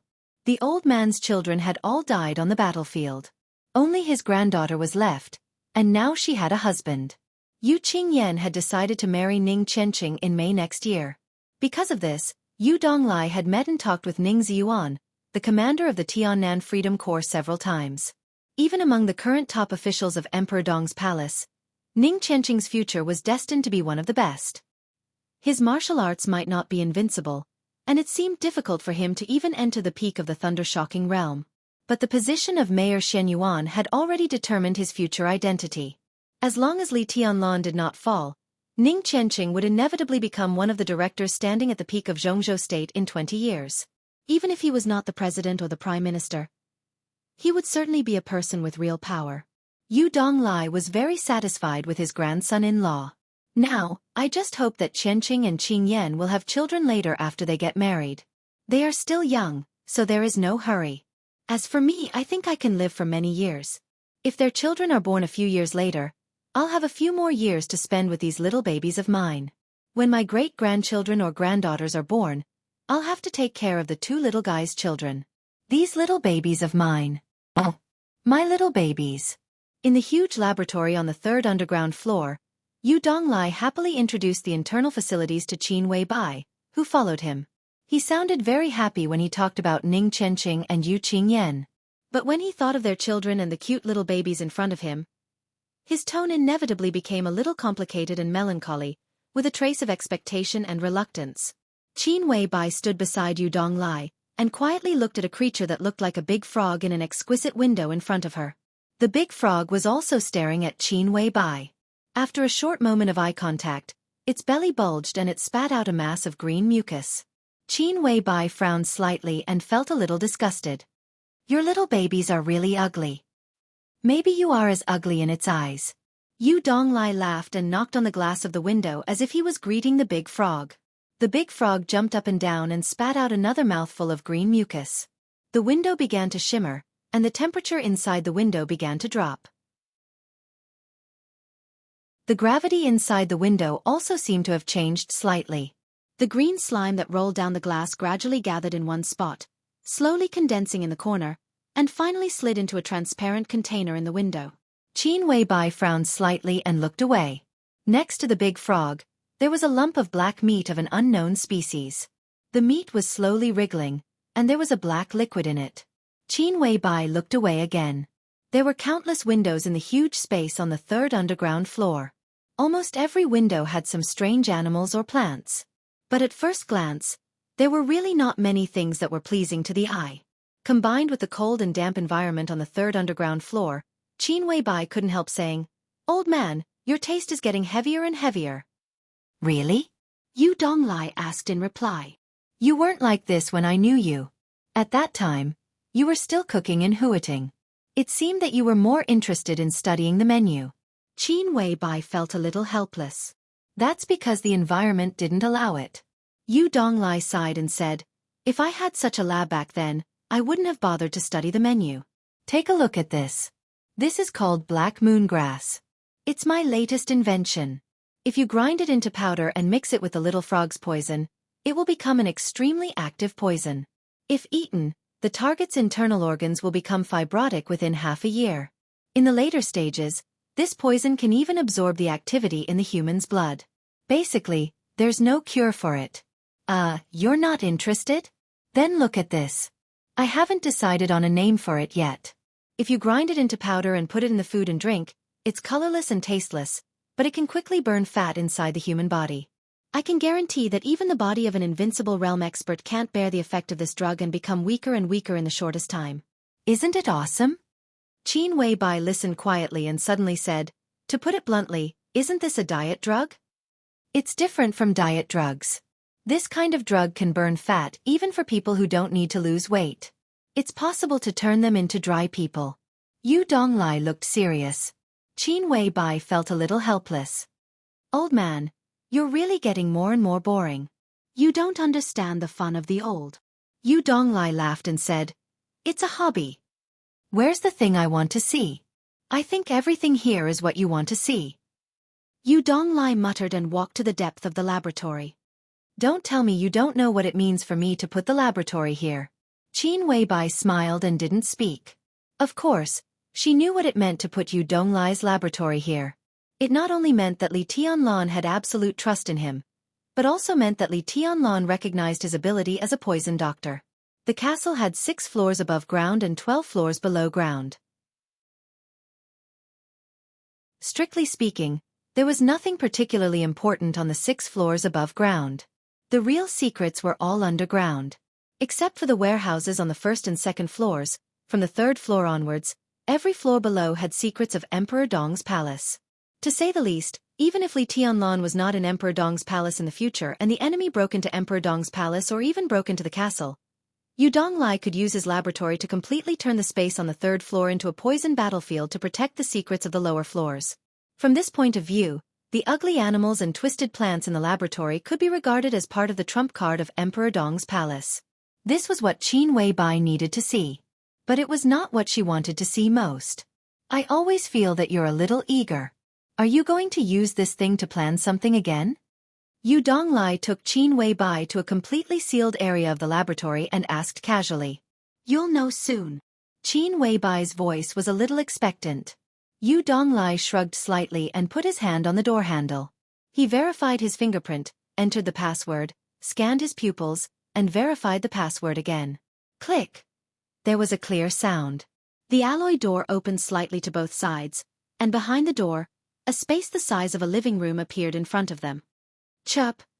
An incomparably clear and melodious voice rang out without warning. This sound was not loud, but it suddenly appeared, extremely clear and even a little harsh. It was like a bird's chirp that was distorted to the extreme. It was not angry, but extremely violent, like a crazy burning fire. Qin Weibai seemed to frown a little uncomfortably, but she still walked in. There was almost no extra furniture in the small sealed space. There was only a small table with pens and ink on it, as well as a few neatly arranged thick notebooks. A special glass cover covered most of the space, and inside the glass cover was a field of brightly colored lush. Qin Weibai took 2 steps forward. Inside the glass cover, a twisted purple tree about 2 meters high stood inside the glass cover. It was dark purple all over, and even its leaves were glowing with a dark purple light. The purple tree was thick and twisted. The trunk, which should have been straight, seemed to have been folded at will countless times, looking extremely uncoordinated. The dense branches and leaves grew without any pattern, and the whole thing looked extremely ferocious. A fiery red bird was standing on a branch, silently staring at Qin Weibai outside the glass cover. Under the trunk, on the green grass that was a little black, a blue turtle was quietly lying under the tree, motionless. A red bird, a blue turtle, and a purple tree. Qin Weibai stood in front of the glass cover, watching this scene, and kept silent for a long time. This is what you want to see. Yu Donglai's light voice rang out. It's also the most successful masterpiece of my life. What do you think? It's spectacular. Qin Weibai whispered. The top. Chapter 941. Qin Weibai's evaluation was completely sincere. The red bird, the blue turtle, and the purple ancient tree did not look very big, but in the limited space, the dense branches almost crowded every available corner. If the twisted trunk stood upright, it would be at least more than 20 meters. The thick trunk kept twisting on the left and right sides, looking like a giant dragon with a curved body. The ancient tree was so eye-catching, but the red bird and the blue turtle were still eye-catching. One big and 2 small, one plant and 2 animals, got along very well in the huge glass cover, each with its own light. Qin Weibai stared at the scene deeply. The red bird stood lazily on the treetop. It was very small, even slightly smaller than a sparrow, but its whole body was fiery red, even blood red. 2 very thin but very long feathers stretched out from under its wings, extending more than a meter long, like 2 red lines supporting its small body. Qin Weibai narrowed her eyes, walked to the glass window, and knocked slightly. Chirp! Another fierce and loud bird chirp sounded. On the treetop, the red bird suddenly opened its wings. In an instant, there seemed to be 2 groups of flames burning on the purple ancient tree. Qin Weibai took a step back and looked at the scene. Her eyes were shining. The 2 feathers on the wings of the red bird were more than a meter long, which were its folded wings. Now, as it flapped its wings, the 2 wings, which were more than a meter long, were fully opened. All of Qin Weibai's eyes were attracted by the 2 dazzling red wings. The wings flapped slowly. In this case, in the center of the 2 wings, the body of the red bird, which was smaller than a sparrow, was like an ordinary organ, as if the 2 wings were its main body. So beautiful, she whispered to herself, with sincere appreciation in her tone. Where's its information? Qin Weibai asked softly. Yu Donglai found a button at the bottom of the glass cover in silence and pressed it. The glass cover began to glow faintly, revealing line after line of text. Blue-crowned sparrow, poison, fire cloud bird, deadly poison, 6 experiments. Magma bird, liquid poison, 75 experiments. Poison bloodwings, poison fusion mutation, 315 experiments. Cardinal sparrow, extremely hot poison, 1,372 experiments. Vermilion bird, unknown. Qin Weibai's gaze shifted slightly to the right.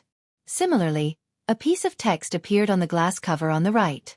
Deep-sea frigid turtle, deadly poison, dark lurker, latent poison, 46 experiments. Frost turtle, poison assimilation, 285 experiments. Black shell, extremely cold poison, 600 experiments. Black tortoise, unknown, immature. His gaze was focused on the center as the gentle and subtle words continued to shine. Ebony, basic container. Poison fusion body, mutated, genetically modified. Poison mutation body, multiple mutations. Number of experiments unknown. Poison immune body, tree of life, unknown. Qin Weibai carefully read every word and did not speak for a long time. What he saw in front of him could be said to be one of the most core secrets of the Li family. The overall plan began more than 260 years ago and was called the Tree of Life Project. The Li family and the Wang family of Beihai had been tied together for a very long time. Therefore, in terms of horizontal comparison, the Tree of Life Project was equivalent to the Wang family of Beihai's Immortality Potion Improvement Plan. It was one of the most important plans of the Li family. From a biological point of view, this is indeed a miracle. Qin Weibai whispered. She had seen this plan in her notes, but it was the first time that she had really come into contact with these three creatures. Both Cardinal and Black Shell are the work of predecessors. Yu Donglai's tone was a little emotional. He did not deny Qin Weibai's statement. However, the existence of Hongke and Xianxia was indeed a miracle in life. In the beginning, the Li family had gathered a large number of biological experts. The initial purpose was undoubtedly to enhance their strength. From the beginning, the Li family attached great importance to all kinds of poisons. The reason was that a very important heir of the third generation of the Li family had died from a strange poison in the Hang state. Therefore, this plan was called the Poison King Plan at the beginning. The original purpose of the Li family was to develop a poison that could kill any creature. After countless experiments in the early stage, the original team identified two creatures as the carriers of the Poison King Plan. The blue-crowned sparrow had ordinary poisons but was extremely sensitive to poisons. The deep-sea cold turtle had highly toxic and strong vitality, and had a certain degree of resistance to all kinds of poisons. That was the first part of the plan. Then, over a long period of time, after countless experiments, it successfully evolved again and again. Yes, was evolution. In life, it was similar to a miracle of evolution. The original carrier was combined with various theoretical species to give birth to offspring. At the same time, a large number of poisons were used to improve the genes of hybrids. Then, the theoretical different species were combined with the genetically improved hybrids to give birth to new offspring. Experiments, failures, and failures kept repeating the process. Different theories were overturned again and again. The blue-crowned sparrow kept dying, one after another, year after year. In the 10th year of the Poison King Plan, the blue-crowned sparrow completed its perfect evolution for the first time and became a highly toxic fire cloud bird. A brand new species evolved from the blue-crowned sparrow. 5 years later, the research of the deep-sea cold turtle made a major breakthrough. The deep-sea cold turtle evolved into a dark lurker. The Poison King Plan took a crucial first step. More than 200 years of research, generations of teams made countless efforts, and finally, the blue-crowned sparrow and the deep-sea cold turtle evolved to a very high level. Cardinal. Black Ama. Compared with the original blue-crowned sparrow and the deep-sea cold turtle, the cardinal and black armor had nothing in common with the former two. They were completely two new species with highly toxic bodies. This was the extremely secretive poison of the Li family's hottest poison and the coldest poison. The hottest poison was as violent as fire, and its toxicity was extremely fierce. In theory, a drop of Cardinal's blood could completely ignite all the vitality of an expert at the peak of the thunder-shocking realm in an instant, burning the opponent into nothingness in the fastest time, even leaving no ashes. The coldest poison was good at hiding. Once poisoned, there was basically no possibility of getting rid of it. It was destined to accompany the poisoned person for a lifetime. When two kinds of extremely opposite poisons were combined, the intense and difficult to remove poison was enough to kill an expert at the peak of the invincible realm. This kind of poison could be turned into a liquid or a gaseous poison, which was almost impossible to guard against. The only drawback was that the fusion process of the two poisons was extremely difficult, and some special materials were needed. At present, Yu Donglai only had one real finished poison. "Do you want that poison?" Yu Donglai said slowly. "This needs Tianlan's approval." "No, that poison can be put aside for the time being. It's not the time to use it yet." Qin Weibai shook her head. The coldest and hottest poison could kill an expert at the peak of the invincible realm, But this did not mean that it had an upper limit. It was just that in the past many years, the peak of the dark world was the expert at the peak of the invincible realm. In her notes, Qin Weibai was very clear that this poison could cause a fatal threat to even an expert beyond the peak of the invincible realm. The deterrent effect of this poison in Emperor Dong's palace was even far greater than that of a fully charged murderous weapon. "I'm here to see this tree," Qin Weibai asked. "Is it called the poison immune body now?" "Yes, my poison immune body." Yu Donglai's spirit was refreshed. His face was glowing, and he deliberately emphasized his tone. Red Sparrow and Black Armor were completed about 60 years ago. It had been nearly 50 years since Yu Donglai joined the Li family, and it had been more than 40 years since he began to contact Red Sparrow and Black Armor. Red Sparrow and Black Armor had been evolving for many years, and they were no longer the original ones. Although the newly born Red Sparrow and Black Armor were stronger than before, they were still far from the next perfect evolution that was expected. Yu Donglai naturally contributed to this, but his greatest contribution was still on the tree in front of him. About 100 years ago, not long after the blue-crowned sparrow and the frigid turtle completed their third evolution, the team at that time accidentally discovered that the toxins of the magma bird and the frigid turtle could be fused in a certain substance, forming a state that was similar to solidification. In such a state, the combined toxins were almost a whole, and foreign toxins could not affect this whole at all. At that time, this further increased the difficulty of evolution. But at the same time, someone also proposed an idea to study a substance that could fuse the two toxins and use this substance to fuse the two toxins and distribute them to the important personnel of the Li family. In this way, the people who took this solidified toxin would theoretically be immune to all poisons. If this development was successful, not only the combatants of the Li family, but also some researchers and explorers would be able to carry out their work more smoothly. From then on, the Poison King Project was renamed to the Mother Tree Project. In the following few years, after countless experiments, a new team joined the Mother Tree Project and came up with a complete set of poison symbiosis theory. The theory of using poison to stimulate life force or even replace life force to greatly extend the life of living things was perfected bit by bit and put into experiments. This was the core of the Li family's Tree of Life plan. However, the implementation of this plan did not go smoothly. Until the eve of the Li family's destruction, after many genetic improvements and mutations, this plan still remained at the stage of poison mutant. Many years after the Li family's destruction, Yu Donglai, who was in charge of this plan at that time, had not given up trying. After combining a large amount of information left behind, he finally made the poison mutant evolve again and become a real poison immune body. This was the greatest masterpiece of Yu Donglai's life. Just like the name of the poison immune body, he was known as the Poison Doctor and could even be said to be the #1 expert in using poison in the dark world. But his greatest masterpiece was to make a poison immune body that could be immune to any poison. "Old man, can this thing really become the Tree of Life in your hands?" Qin Weibai asked. "It's possible, although the probability is very small, and it's not in my hands." Yu Donglai shook his head. "I left a lot of information, and I will continue to study it when I have time. It can be regarded as leaving it for future generations. As long as the research continues, there will be a day of success." "It's a long time," Qin Weibai smiled. "But even now, it's enough to be immune to all kinds of poisons. What are you going to do with it?" Yu Donglai asked in confusion. The poison used by Kunlun City to control Phoenix Pavilion is a very special kind of neurotoxin. It's difficult to find an antidote for such a toxin, so it can only produce inhibitors. Even Kunlun City can only suppress that kind of virus. Qin Weibai whispered, "They have two means of control, drug control and strong spiritual suggestion.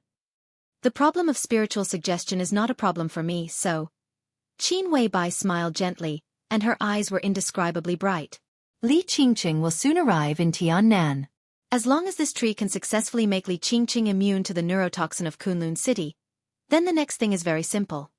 Her breath was very quiet, and her expression was very calm and indifferent. "I want to completely destroy Kunlun City."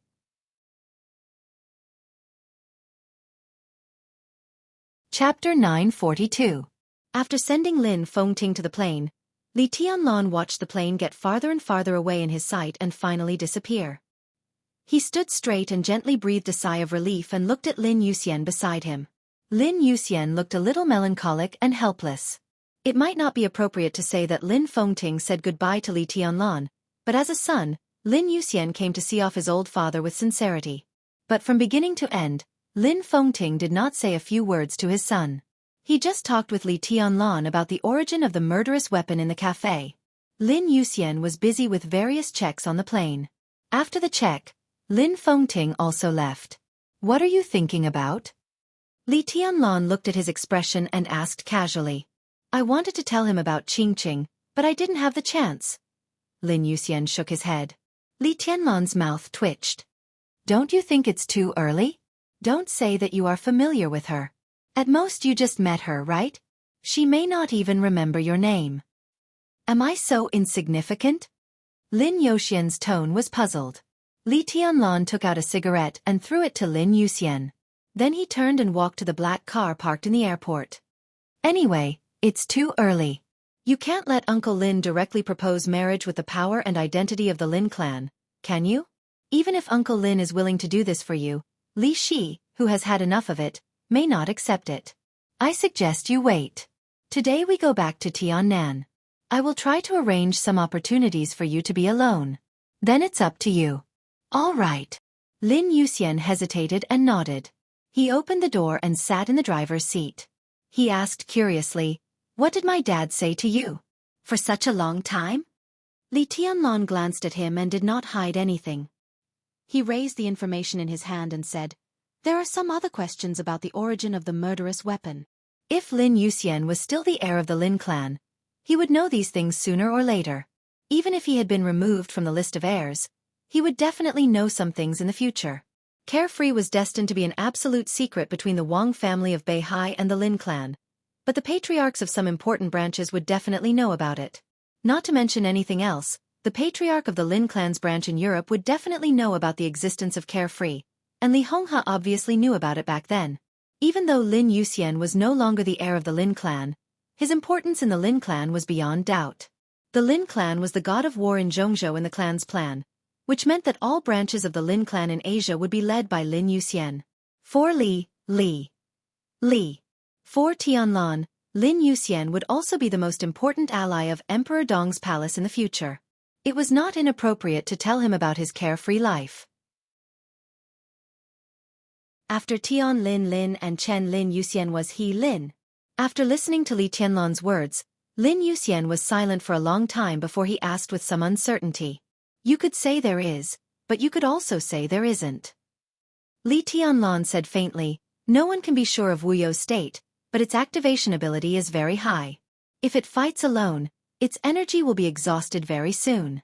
Only by combining with a human and undergoing transformation can it completely stabilize its combat capability. But who in Beihai can accept Wuyo's transformation?"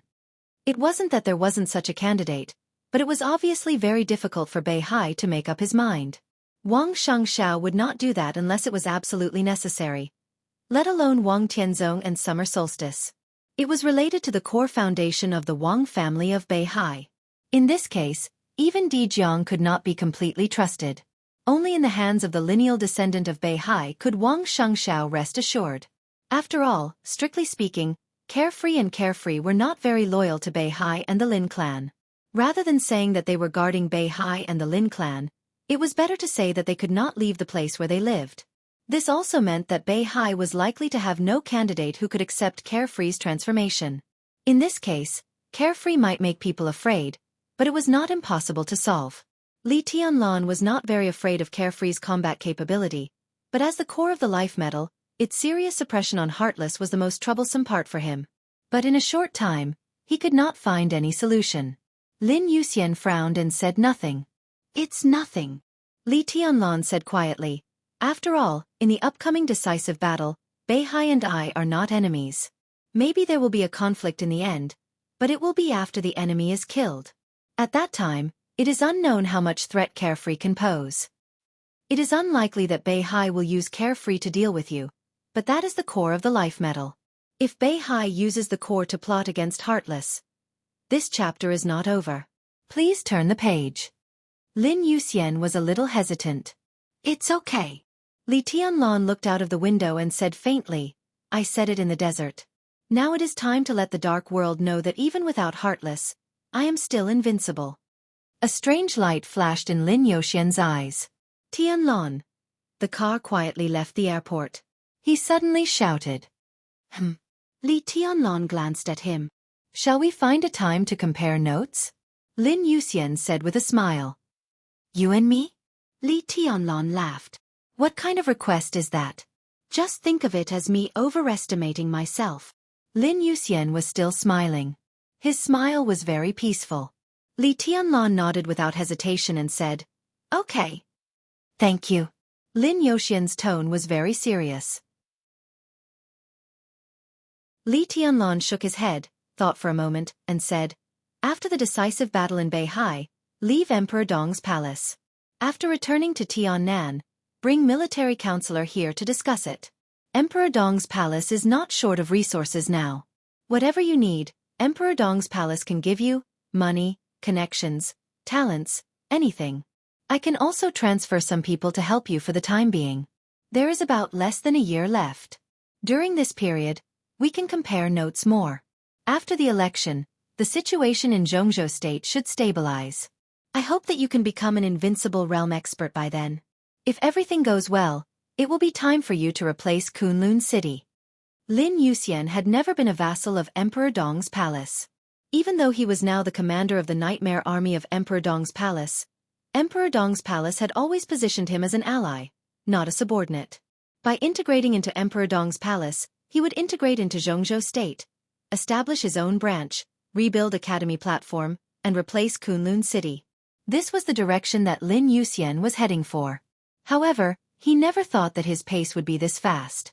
Replace Kunlun City in about a year? Isn't it too fast? Lin Yuxian retorted subconsciously. A little. Li Tianlong nodded. But when the old god falls, the new god will inevitably take over. From the Lin clan to the Li family to the Gu family, and then to the Lin clan, it's a perfect cycle. Li Tianlong said softly, I know you are not prepared enough. But... He paused and said slowly, Gu Xingyun may not be able to hold on until you are fully prepared. End of this chapter.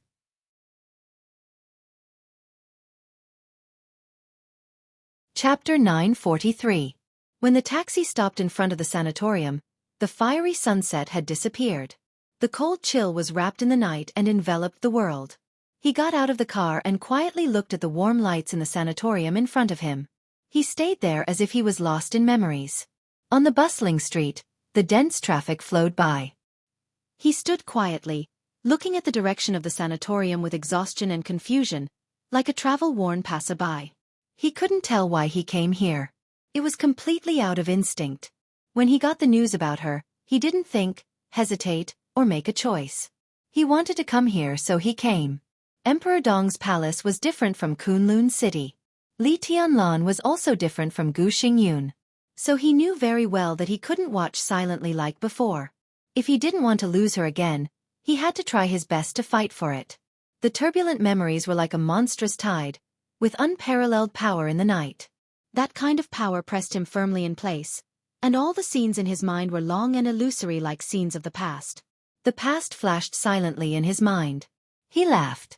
The clearest thing in his memories was not the first time they met, nor was it the many times they had gotten close but eventually distanced from each other. Instead, it was that cold and gloomy winter. In that gloomy palace, in front of countless people, she quietly floated on the beam of the bedroom. She wore a plain white dress, a simple wooden hairpin, without any extra decoration, and a plain face. On a most ordinary day, at an ordinary time, she quietly hung herself in the bedroom. So quiet, so indifferent.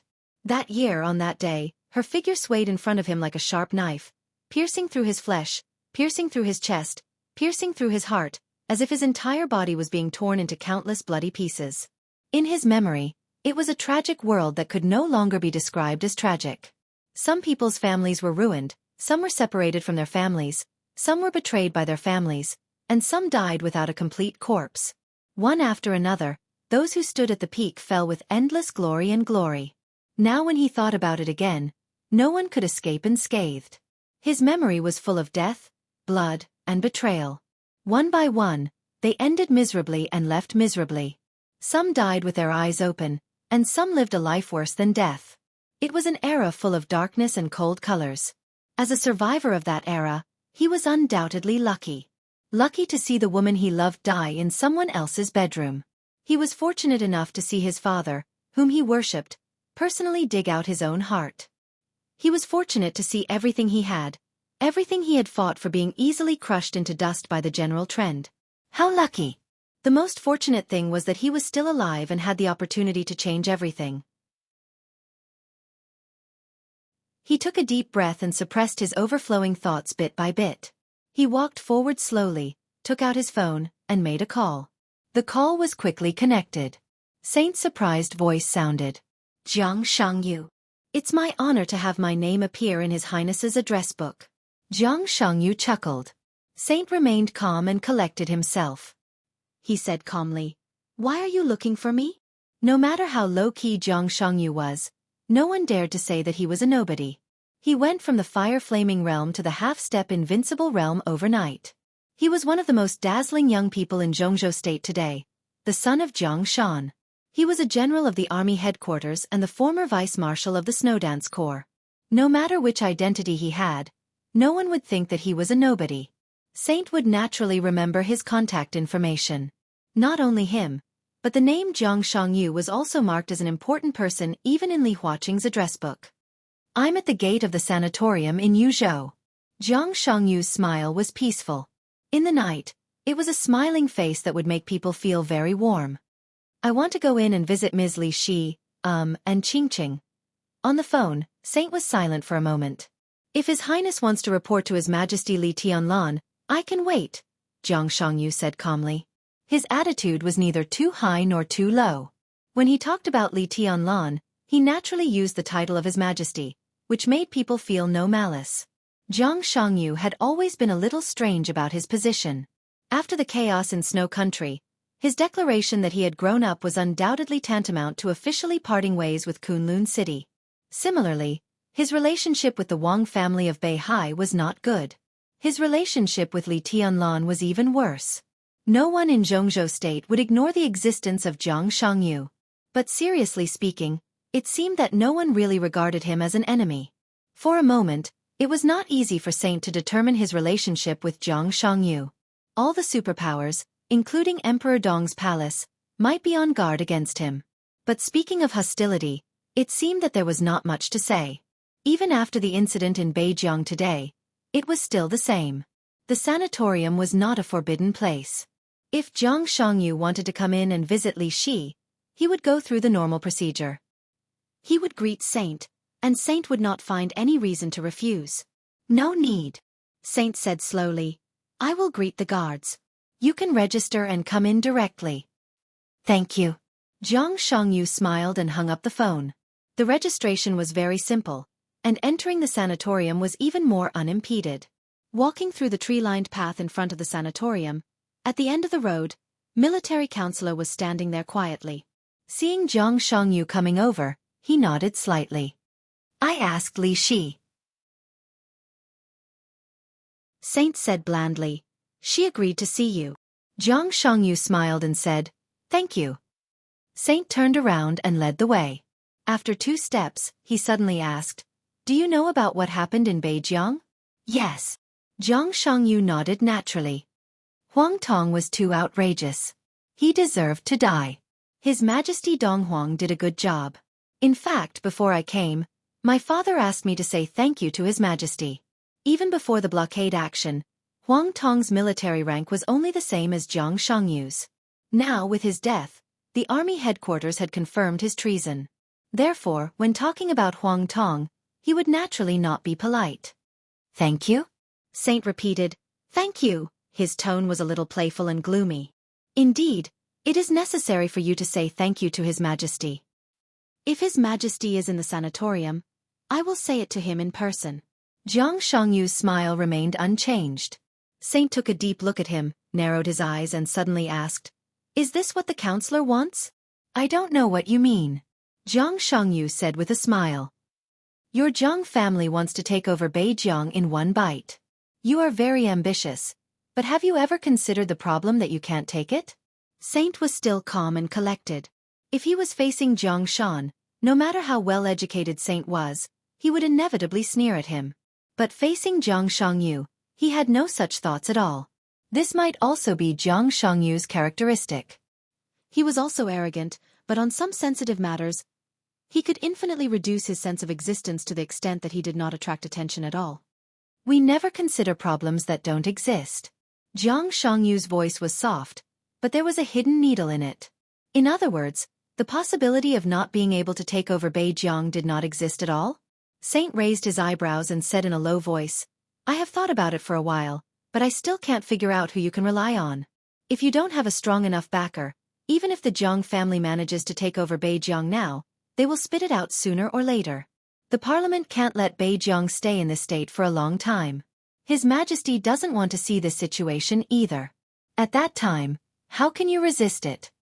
It's certain that Zhongzhou state doesn't like to see the current situation, but the situation in Beijiang is sensitive. The parliament does need a person who can deal with all kinds of things. And in a short time, Zhongzhou state's eyes are bound to focus on His Majesty Li Tianlan and Chen Fangqing, or Gu Xingyun. Compared with Beijiang, this is the most important thing. The parliament can't take care of us in a short time. This precious time is what we need to fight for. Only with time can we make arrangements. Jiang Shangyu's frankness was a little surprising. He smiled and suddenly said, Your Highness, what do you think of the game between Emperor Dong's palace, the Wang family of Beihai, the Prince Group, and the Special Warfare Group? Saint was stunned for a moment, and then he smiled weirdly. Game? Does the Special Warfare Group still have the qualification to participate in the game? Jiang Shangyu was silent for a long time, and then he laughed and said, Indeed, after today's incident, Gu Xingyun's prestige has fallen to the bottom, and the Special Warfare Group is almost out of the game.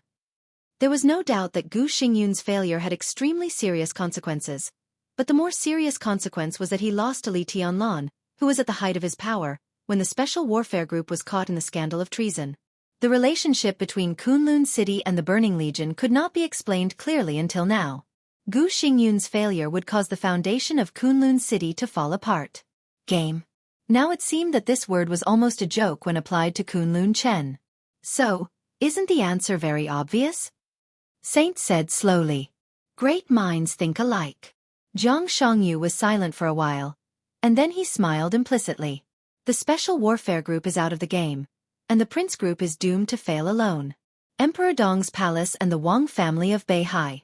To be specific, the southeast, the wealthy families, the north, and the new groups besiege the Prince Group. The academics may stand aside, but it's impossible to be completely neutral. Ha! Under the siege of all parties, Chen Fangqing and the Prince Group absolutely can't bear it. The Prince Group falls apart, and its strength is greatly damaged. Emperor Dong's palace and the Wang family of Beihai have an unprecedented victory. This is probably the result of this game. So, Saint turned his head to look at Jiang Shangyu. The sword intent was flowing in his eyes, with a strong pressure, sharp and threatening. So, Jiang Shangyu spread his hands. Have you ever thought about what will happen to the Prince Group in the end? This is a group that has rooted in Zhongzhou State for hundreds of years, and its history is even earlier than that of the Southeast Group. It is deeply rooted. The Prince Group's strength may be greatly damaged, or even split, but such a group will not collapse after a setback. Your strength is very strong, but Your Highness, do you really think that the Prince Group will disappear completely after the game? Saint shook his head subconsciously. Even the most optimistic person could not say that the Prince Group would disappear completely. They were destined to suffer heavy losses, and even half of their strength could not be preserved. With the fall of Chen Fangqing, the Prince Group would inevitably suffer losses, but would it disappear completely? This was almost impossible to do, and Li Huaqing would not watch such a situation happen. So the best result was that Chen Fangqing's people would be completely destroyed, and a large number of people in the Prince Group would enter the new group and the academics. The remaining strength would be scattered in chaos, and then they would slowly integrate, elect a new leader, and stand firm again. At that time, the new Prince Group would still be a giant. Everything should be over before the election. The Prince Group will fall into a period of chaos, but as time goes by, people will always be able to see the situation clearly. Maybe in 3 months, half a year, or a year, the Prince Group will automatically integrate and reshuffle. Jiang Shangyu chuckled softly. In the cold night, his gentle smiling face had a kind of flamboyance and wildness. I seem to remember that my father's position in the Prince Group is not low. Saint! He suddenly stopped moving forward, turned around, and looked at Xianxia with a charming smile with burning eyes. Until this moment, he really understood what everything in Beijiang meant. It was like someone gently pushed away the light fog in front of him with his hand, and everything suddenly became clear. Jianghu and the prince group had been drifting apart in recent years, and they were almost like strangers. Everyone ignored Jiangshan's position. But the moment Jiang Shangyu said it again, Saint had goosebumps all over his body. Jiang Shan belonged to the prince group. The prince group was destined to fail in the game. The power led by Chen Fengqing would be completely broken up, and other parts of the power would leave the prince group. The remaining strength would be reintegrated and a new leader would be elected. Who would be more suitable to be the new leader of the prince group than Jiang Shan, who completely controlled everything in Beijiang? Strength, money, connections, status, prestige. Jiang Shan had all the power. When the people in the prince group were in a panic, Jiang Shan directly controlled Beijiang completely. When the prince group woke up, there was no need to say more, and those people would approach Jiang Shan. At that time the prince group. No, at that time it would not be the prince group at all. Maybe it would be the Beijiang group? Or the Jiang group. It was an indescribable feeling. All the temperature in his body seemed to be drawn out in an instant, and the feeling of slight trembling spread all over his body. Saint stared at Jiang Shangyu deeply. This is your purpose? The situation is like this. Jiang Shangyu's expression was a little innocent. Saint snorted with a poker face. I suddenly thought of a word that Chen Fengqing often said recently, and even used several times on His Majesty. Thief of the country. Saint looked at Jiang Shangyu and said, Your Jiang family is the real thief of the country. How dare you? Your Highness, do you want to stop it? Jiang Shangyu chuckled. What do you think? Saint narrowed his eyes. It's too late. Jiang Shangyu smiled and said, It's too late. Since I can say all this, it proves that there is no need to hide a lot of things. You can't stop it, and His Majesty can't either. In fact, I know that he has ideas about Beijiang, but he is too slow. You are all too slow. If His Majesty wants Beijiang, he needs to operate, install people, and create the situation he wants. It's too slow. We are different. The Jiang family has been developing in the northern borderline for decades. The things that His Majesty wants to operate can all be omitted here.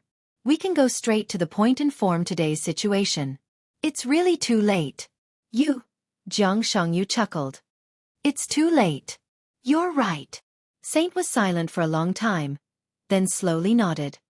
In terms of the foundation in Beijiang, no one can compare with the Jiang family. This is your advantage, but your advantage is limited to Beijiang. Did the Jiang family really not consider the consequences of what they did today? What consequences? Jiang Shangyu asked indifferently. Saint sneered. You and I both know that there are only two forces in Jianghu state that can support Beijiang now. The first is Emperor Dong's palace, and the second is the Wang family of Beihai. The latter will not compete with Emperor Dong's palace for the control of Beijiang at this time. And the backer of the Jiang family is obviously not Emperor Dong's palace. What other answer can there be? Behind you is a foreign force, and it can only be a foreign force. With the support of a foreign force, you can afford the pension and get a lot of resources. But aren't you too naive? You want to control Beijiang, control the prince group through Beijiang, and reach into the power core of Jianghu state. Do you really think that Jianghu state can't do anything to you? In terms of the foundation in Beijiang, no one could compare with Jiang Shan. Anyone or any organization that wanted to plot against Beijiang needed to make certain preparations and operations to achieve the situation they wanted. And most of these actions were aimed at Jiang Shan. But Jiang Shan didn't need to prepare these things at all. So as long as he wanted Beijiang, he could take over everything in Beijiang as soon as a favorable situation appeared for him. Now there was indeed no one who could organize Jiang Shan's actions. But what about after that? As soon as the incident in Beijiang happened, countless people began to secretly investigate whether the backer behind the Jiang family was a foreign force. Such a fact couldn't be a secret and couldn't be hidden. Once the backer behind the Jiang family was exposed, even if Jianghu state had no time to care about Beijiang, it couldn't let Jiang Shan do whatever he wanted in Beijiang. After all, no matter how serious the fight between Chen Fengqing and Li Tianlan was, it was an internal affair. Once a foreign force was involved, all the forces in Jianghu state would unite against it. There is no so-called foreign force. Jiang Shangyu said calmly. If there is, then they can't be regarded as the backer of the Jiang family. On the contrary, the Jiang family should be regarded as their backer. He smiled and said lightly, it seems that many people have misunderstood something. Why does the Jiang family have to have a backer to do things? Our Jiang family doesn't have the habit of being a dog for others. If there is a so-called backer and backer, then the backer and backer of the Jiang family are ourselves. That's all. I've been adjusting my work and rest in recent days. I haven't slept normally for a long time. Now I'm in a daze when I wake up during the day. I'm in a bad state. Usually, I'm in a better state of writing at night, but now I get up early. When night falls, I'm so sleepy that I can't open my eyes. So I didn't update for a day yesterday. I'll try to make up for it after adjusting.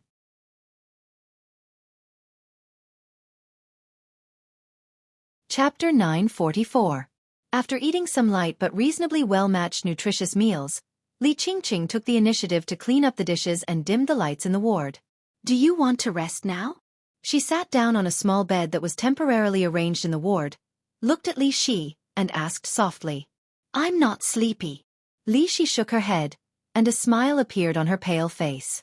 She patted the place beside her and said softly, come and sit down. Let's talk. Her breath seemed to be weaker than when she had just woken up, but she seemed to be in good spirits. Her daughter, who had been worried about her, was brought back safely by Li Tianlan at the fastest speed. Gu Xingyun fought with Li Tianlan with the 10 Supreme Sword formation as the foundation, but he was completely defeated. His mental state, which had been tense for many years, seemed to relax suddenly. In the afternoon, Li Shi had a little fever. After taking the medicine, her body temperature dropped a little. She seemed to be slowly transforming into a real person, gradually getting rid of the beautiful but lifeless state of a puppet. Oh! Li Qingqing nodded, walked over, picked up the kettle, poured a glass of water, and handed it to Li Shi. When she took it, she stretched out her small hand and touched Li Shi's forehead. She said, your body temperature is normal. Yes. Li Shi held the cup and looked at her daughter seriously. After a long time, she laughed at herself. An extremely ironic fact was clearly placed in front of the mother and daughter. They were biological mother and daughter. Li Qingqing was almost 20 years old this year. But they were not familiar with each other. They were really not familiar with each other. It was an extremely absurd but extremely cruel fact. Li Shi rarely saw Li Qingqing on weekdays. Although both mother and daughter were in Kunlun City, they were strictly controlled by Gu Xingyun most of the time. In the few meetings, Li Shi, who was like a walking corpse, did not have much specific image in her daughter's heart. On the contrary, under psychological suggestion, Gu Xingyun was closer to Li Shi. Although Gu Xingyun was not a good father at all, at least his sense of existence was many times that of Li Shi. So at this time without Gu Xingyun, when she was alone with her daughter, Li Shi obviously had a lot to say, but she didn't know what to say for a while. We will go to Tiannan tomorrow. Will we settle down in Shenyuan City in the future? Li Qingqing carefully cut an apple and took the initiative to speak. Li Shi was stunned and chuckled. You don't like it? Li Qingqing took a small bite of the apple. Her usually calm eyes revealed a trace of confusion. After a while, she shook her head and said softly, I don't know either. It had been less than a day since she left Kunlun City, and she couldn't adapt to the current life where she didn't know what to do at all. She didn't care about Kunlun City and Gu Xingyun, but she didn't resent them either. She suddenly left that place and came to her mother, who was a little strange but had never been far away from her. What she had in her heart was pure discomfort. Then you can think about it. Li Shi stretched out her hand and carefully stroked her daughter's soft hair. Her voice was distant and clear, as soft as the wind. To be exact, I will go to Tiannan tomorrow and settle down in Shenyuan City. If you don't like it there, tell my brother-in-law. Well, tell His Majesty Donghuang that he can stay in Yuzhou, go to Huiting, go to Jiangxia, or go abroad. If you don't want to listen to him, it's fine. I can give you a sum of money. You can go wherever you want and do whatever you want. Carefully, she held the woman in her arms. After her infancy, it was the first time for her to do this for so many years. Feeling Li Qingqing's stiff body, Li Shi's body trembled slightly. Ching. I'm not a good mother. This is the truth. I don't even deserve to be a mother. For so many years, I'm sorry. All the things that a mother can give, I'm not worthy of it. All the things that a mother can give me have never been given to me, but at least now, the most important thing I can give is also what I've been looking forward to for many years. She held her daughter tightly and whispered, I'm free, truly free. From now on, no one will restrain me. You can choose not to forgive me or even leave me and never come back. But I'm free. Even Li Tianlan won't force me to do anything or go anywhere. I'm the only one who can live in Shenyuan City. I can refuse. After a long time, she nodded quietly in Li Shi's arms and whispered, I don't know where to go. I'll go to Shenyuan City with you. Li Shi nodded hard. She was so excited that she couldn't speak for a while. I heard that Shenyuan City is very beautiful. If we go there, we should be able to get a good house, right? Li Qingqing straightened up from Li Shi's arms and smiled softly. Of course. Li Shi said softly, you can choose from every place in Shenyuan City. She said this with great confidence. She had decided to join Emperor Dong's palace, not being coerced or given away, but voluntarily. Now she had not recovered from her serious injury, and it was estimated that it would be difficult for her to recover to the real peak of the invincible realm. But as long as she had time, she could completely recover to a realm infinitely close to the peak of the invincible realm. In this case, even if her body had not recovered for the time being, she would definitely become the third deputy palace master of Emperor Dong's palace after entering Emperor Dong's palace. She didn't need to worry about some treatment issues at all. Li Qingqing, who was a little confused, nodded and glanced at everything in the room absent-mindedly. She suddenly raised the apple in her hand. It's very sweet. Do you want it? Li Shi looked at her and shook her head slightly. Then let's have a rest. Li Qingqing said. No hurry. Li Shi whispered. I just received a call from Saint. A special guest is coming. A special guest? Li Qingqing blinked her eyes. Is he here to visit? He did say that he was here to visit me. Li Shi said thoughtfully, but the main purpose should be for you. Li Qingqing frowned slightly. Who is it? There was a knock on the door before Li Shi answered, slow and clear. Li Shi raised her eyebrows slightly, sat up straight, and said loudly, Please come in. The door was slowly pushed open. Xianxia walked in with a calm face. Li Qingqing's rosy mouth opened slightly, and she was a little surprised. She naturally knew Xianxia. Before he completely fell out with Kunlun City, Li Qingqing had contact with Xianxia several times, and even played in Beijiang for a period of time. Gu Xingyun mentioned Xianxia to her several times. In his words, he almost said that Xianxia would be her husband in the future. There was no willingness or unwillingness, no liking or disliking. Under the subtle psychological suggestion, Li Qingqing just didn't object, that was all. But now, what did he come here for? For herself? Li Qingqing suddenly felt a little strange in her heart. Xianxia smiled and nodded to Li Qingqing, then bowed deeply to Li Shi and said with a smile, Long time no see, Aunt Li Shi. Long time no see. Li Shi nodded and didn't express anything about the aunt and the sincere bow. In fact, I have always wanted to see you, but this sanatorium has always been sensitive. Xianxia stood there with a soft smile and didn't sit down. How is your body, aunt? Not bad. Thank you, child Jiang. Li Shi smiled. Please sit down and have some fruit. Thank you, aunt. Xianxia nodded politely, took out a small box that didn't look very eye-catching, and said with a smile, The Jiang family doesn't have any good recovery medicine, but Beijiang is a vast land with abundant resources. We have collected some rare medicinal materials. This is the desert blood of Beijiang. It should be helpful for Auntie's recovery. Desert blood. Not only Li Shi and her daughter, but also Saint, who was guarding outside the ward, suddenly raised his eyebrows. This was one of the most expensive medicinal materials in Beijiang, an extremely rare plant, and one of the main materials of the top healing potions. Not to mention other things, a simple piece of desert blood could be regarded as a holy medicine for healing, and it was of great benefit to Li Shi's body recovery. Although the box in Jiangxia's hand was inconspicuous, If it was given to a force like the Wang family of Beihai that mastered unique gene medicine technology, it could easily be exchanged for an expensive sports car. This was definitely a heavy gift. This gift is too heavy. Li Shi raised her eyebrows slightly and shook her head. Thank you, child Jiang. I appreciate your kindness, but desert blood is not. This is my gift as a junior. Jiang Shangyu smiled softly, and his voice was full of persistence. In any case, I hope you can accept it, aunt.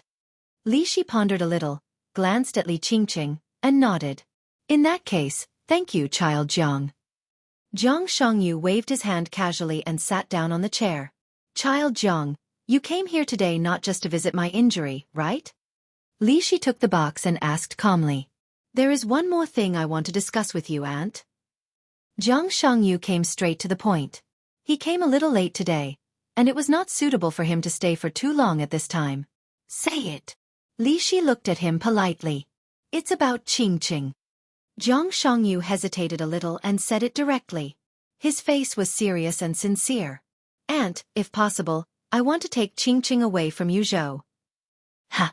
Li Qingqing frowned slightly and glanced at Jiang Shangyu, a little confused. I'm sorry, no. There was no hesitation, no surprise, and she didn't even ask why. Li Shi gave her answer directly. No.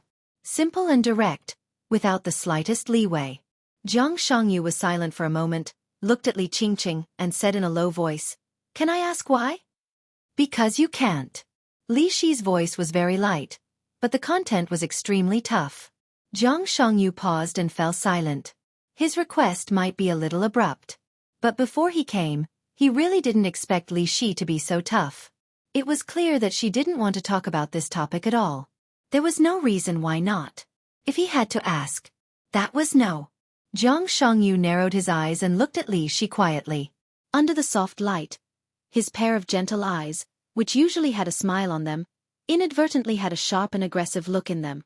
Li Shi also looked at him quietly, without saying a word. If... Jiang Shangyu suddenly laughed. I mean, if aunt, I must take Qingqing away? His voice was very slow, but every word seemed to be filled with a sense of oppression. Then you will die. An indifferent voice suddenly rang out. The space in the ward suddenly fluctuated. Silently, a faint sword energy condensed in the room and finally turned into a sword energy projection of Li Tianlan. He directly answered the question for Li Shi. Die here.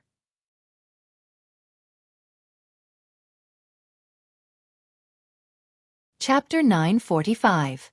I mean, what if I have to take Qingqing away? Then you'll die. Die here. Simple, clear, and straightforward. What Jiang Shangyu said was his boldest idea. Li Tianlan's answer was the most serious consequence.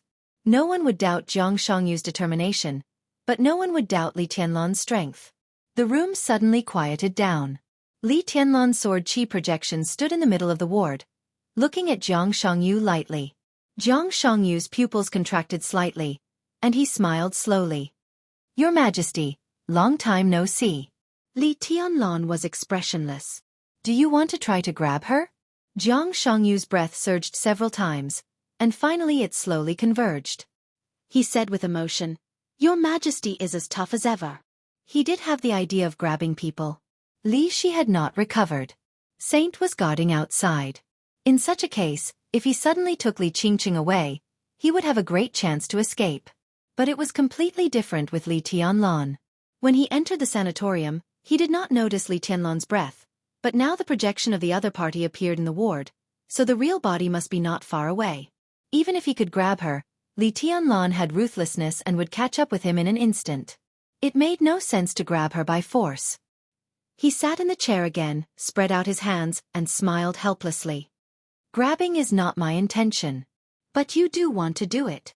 Li Shi said lightly, and her calm eyes stared at Jiang Shangyu. Why do you want to grab my daughter? Jiang Shangyu was silent. He was silent for a long time before he looked up at Li Qingqing. Li Qingqing frowned slightly and looked at him. I like her. Jiang Shangyu's voice was low and frank. I can give her happiness. Tiannan. Shenyuan City. Under the cover of night, a black Rolls-Royce stopped in front of a cafe in the center of Shenyuan City. This custom-made Rolls-Royce with countless advanced privacy technologies was originally a gift from the Wang family of Beihai to Emperor Dong's palace when the headquarters of Emperor Dong's palace was built.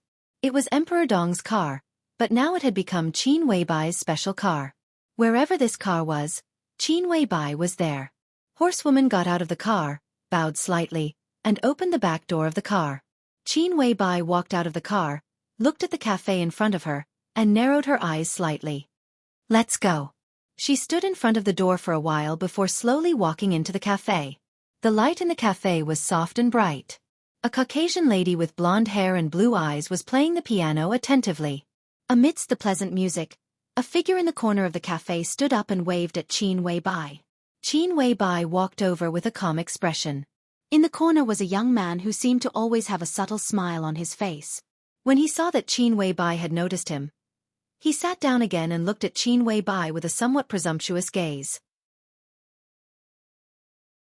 Even though it was winter, the weather in Tiannan was still warm. Qin Weibai was wearing a thin white sweater and black wide-legged pants. Her hair was tied up. She was 1.76 meters tall and wore a pair of 7-centimeter high heels. She looked like a fairy as she walked. She was tall enough to make most men feel ashamed of their inferiority. The man unscrupulously sized up her face, chest, waist, abdomen, as well as the pair of long legs that made people's mouth dry under the wide pants. This was no longer a simple beauty. It was a kind of beauty that could conquer anyone in an instant. There was no flaw in her beauty. She completely fulfilled the fantasies of perfection that most people had. If there really was a goddess, she would probably be like this. She didn't look like an ordinary person. She was otherworldly. His eyes narrowed slightly, and the smile in his eyes became more and more intense. Horsewoman, who was following Qin Weibai, tensed up. It seemed that she already had the intention to kill. "Your eyes are very presumptuous." Qin Weibai sat down opposite her and said in a calm tone, "If Tianlon were here, he would have your eyes gouged out." "I just suddenly remembered that someone told me something." Qin Weibai raised her eyebrows. "He said that a woman like you shouldn't be conquered by any man by nature. You should conquer all men and conquer the world.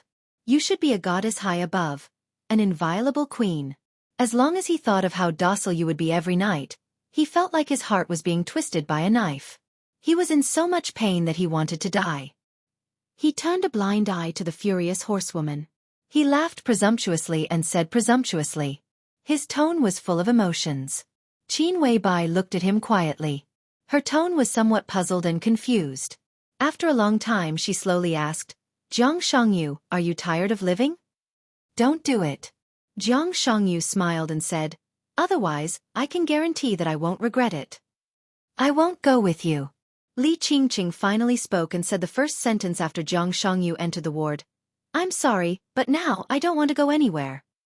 Jiang Shangyu looked at her calmly and shook his head gently. "I don't know what will happen if you leave me, but I can be sure that only by my side is the best for you." He thought of the lonely figure hanging in his bedroom in winter again and said in a low voice, "I can give you happiness. What I don't want is not happiness." Li Qingqing looked at Jiang Shangyu and said seriously. The car slowly entered the sanatorium. Li Tianlan suddenly smiled and said, "It's a bit interesting." "What?" Lin Yuxian, who was driving, raised his eyebrows slightly. "Jiang Shangyu is here. Well, he came to visit Li Shi. He also wants to take your goddess away by force." Li Tianlan shook his head. "I really don't know who gave him the courage." Lin Yuxian's face suddenly changed. "He wants to take Qingqing by force." "It's just a thought. Why are you panicking? Saint is watching. We'll be right there." Li Tianlan moved his body. "After tonight, I will let him understand that there are some things that he can't even think about." Under the light, Li Tianlan, who was condensed by the sword energy, began to dissipate little by little, becoming thin and empty. Jiang Shangyu did not relax. Instead, his body tightened again. Li Tianlan cancelled the sword energy projection, which meant that he could appear in the ward at any time. Looking at Li Qingqing, who obviously showed her refusal, Jiang Shangyu took a deep breath, slowly stood up, and took a step in the direction of Li Qingqing. Li Qingqing tilted her head, looked at Jiang Shangyu, and asked softly, "Do you want to force me?" Jiang Shangyu stopped where he was. He looked deeply at the face in front of him, which he had remembered for too long, and whispered, "I want to talk to you alone." "Of course the dead won't regret it." Qin Weibai took the menu and ordered a glass of lemonade. Her tone was indifferent. "Dead? I didn't say that. I have no idea about you. The goddess is high and mighty, but as a mortal, I can still understand. I know what kind of person is suitable for me, and I know what kind of person I like. I was just passing that sentence. Even if I'm guilty, it's not enough for the crime of blasphemy, right?" Jiang Shangyu said softly. Qin Weibai did not speak. Her fingers were pointing at the menu. Suddenly, she froze in place and did not look up for a long time. "Did it remind you of anything strange?" Jiang Shangyu smiled playfully. "Do you know the crime of blasphemy?" Qin Weibai lowered her head, and her voice was cold. "What do you think?" Jiang Shangyu laughed. There was a kind of arrogance on his face that had almost never been shown. Blasphemy. In this era, this word could barely be applied to the holy land of Italos. But in another era, when no one was sure whether it was the past or the future, the word blasphemy had almost become a special word in Emperor Dong's palace. Behind this word were the lives of 6 patriarchs of wealthy families, more than 20 dignitaries of various countries, 3 princesses, 3 princes, and 4 invincible realm experts. These people were all defined as blasphemy by Emperor Dong's palace. The most fundamental reason was that they had offended the Empress of Emperor Dong's palace with words or some of their eyes. That was an unimaginably brutal and oppressive absolute rule. The goddess of that era really stood at the height of overlooking all living beings. In front of her, almost no one dared to look directly at that cold and perfect face, except for Emperor Dong. Qin Weibai was in a trance for a moment. She handed the menu to horsewoman standing aside, and her expression gradually became cold. "It's really you." "It's not me." Jiang Shangyu laughed. This was not a denial, but a fact. Qin Weibai understood what this sentence meant in an instant. She was silent for a few seconds and said, "Where are you now?" "He was asking about you." "Not him." "Well," Jiang Shangyu narrowed his eyes and said with a smile, "now I should be negotiating with Li Tianlan and Yu Zhou." Qin Weibai completely understood what Jiang Shangyu meant when he said at the beginning, "Don't do anything. Otherwise, it would definitely not be him who would regret." She was now facing Jiang Shangyu at the same time. In Yu Zhou, Li Tianlan was also facing Jiang Shangyu. Qin Weibai closed her eyes. Her heartbeat became extremely fierce in an instant. All kinds of messy thoughts swept through her mind like a storm. She subconsciously clenched her hands. At this moment, she suddenly thought of Molad in the Holy Land and His Majesty behind him. At that time, it was not her who went to the Holy Land. But she also knew this news. She recalled some details of the chaos in Snow Country, as well as the details of the major forces against Beihai. Forcing herself to calm down, Qin Weibai narrowed her eyes tightly. "You planned the thing in Beihai?" "You're exaggerating. I just added fuel to the fire. This thing is fundamentally a conflict between Beihai and Zhongzhou state. It's just that Emperor Dong's palace rose too quickly. So I was also involved." Jiang Shangyu said lightly. The lemonade was served. Qin Weibai held the cup and drank the water. She took a deep breath and suddenly turned to look at horsewoman. "Go to the car and wait for me," she said calmly, and her tone was indisputable. Horsewoman hesitated, then turned and walked out of the cafe. "Wise decision." Jiang Shangyu smiled. Qin Weibai stared at Jiang Shangyu coldly. "You're not dead." "That's not surprising." Jiang Shangyu shook her head. "Because I'm not an exception. You're not dead either, aren't you?" "Knights Templar, the Jiang family of South America, East Island," Qin Weibai murmured to herself. "What a big deal. Compared with you, this is nothing. Samsara Palace is amazing. That's what a force should be like. What about me? Now Knights Templar is basically loyal to me, but the Jiang family of South America and East Island are at most cooperating with me. At most, I can occupy some dominance. I'm not as lucky as you. When you went to the Wang family of Beihai and the 24 moves of sword fought against the 6 paths of reincarnation, I hid in the dark. But no one thought that you would be so crazy that you chose to die together with Wang Xianxia. I had a reason to take action, but I was too late. You smeared the blood of Vermilion Bird and Xuanwu on Shenyuan Feng, and the final outbreak of ruthlessness involved me. When you came back, you could meet Wu Wei, and he could use years of fate to heal your injury. But what about me? 2 deadly poisons and terrifying injuries were in my body. I was lucky to be alive. When your injuries stabilized, I was still on my last breath. When you began to try to recover your cultivation, I was still at death's door. When your cultivation began to stabilize, I found you. We shared the burden of your injuries and barely survived.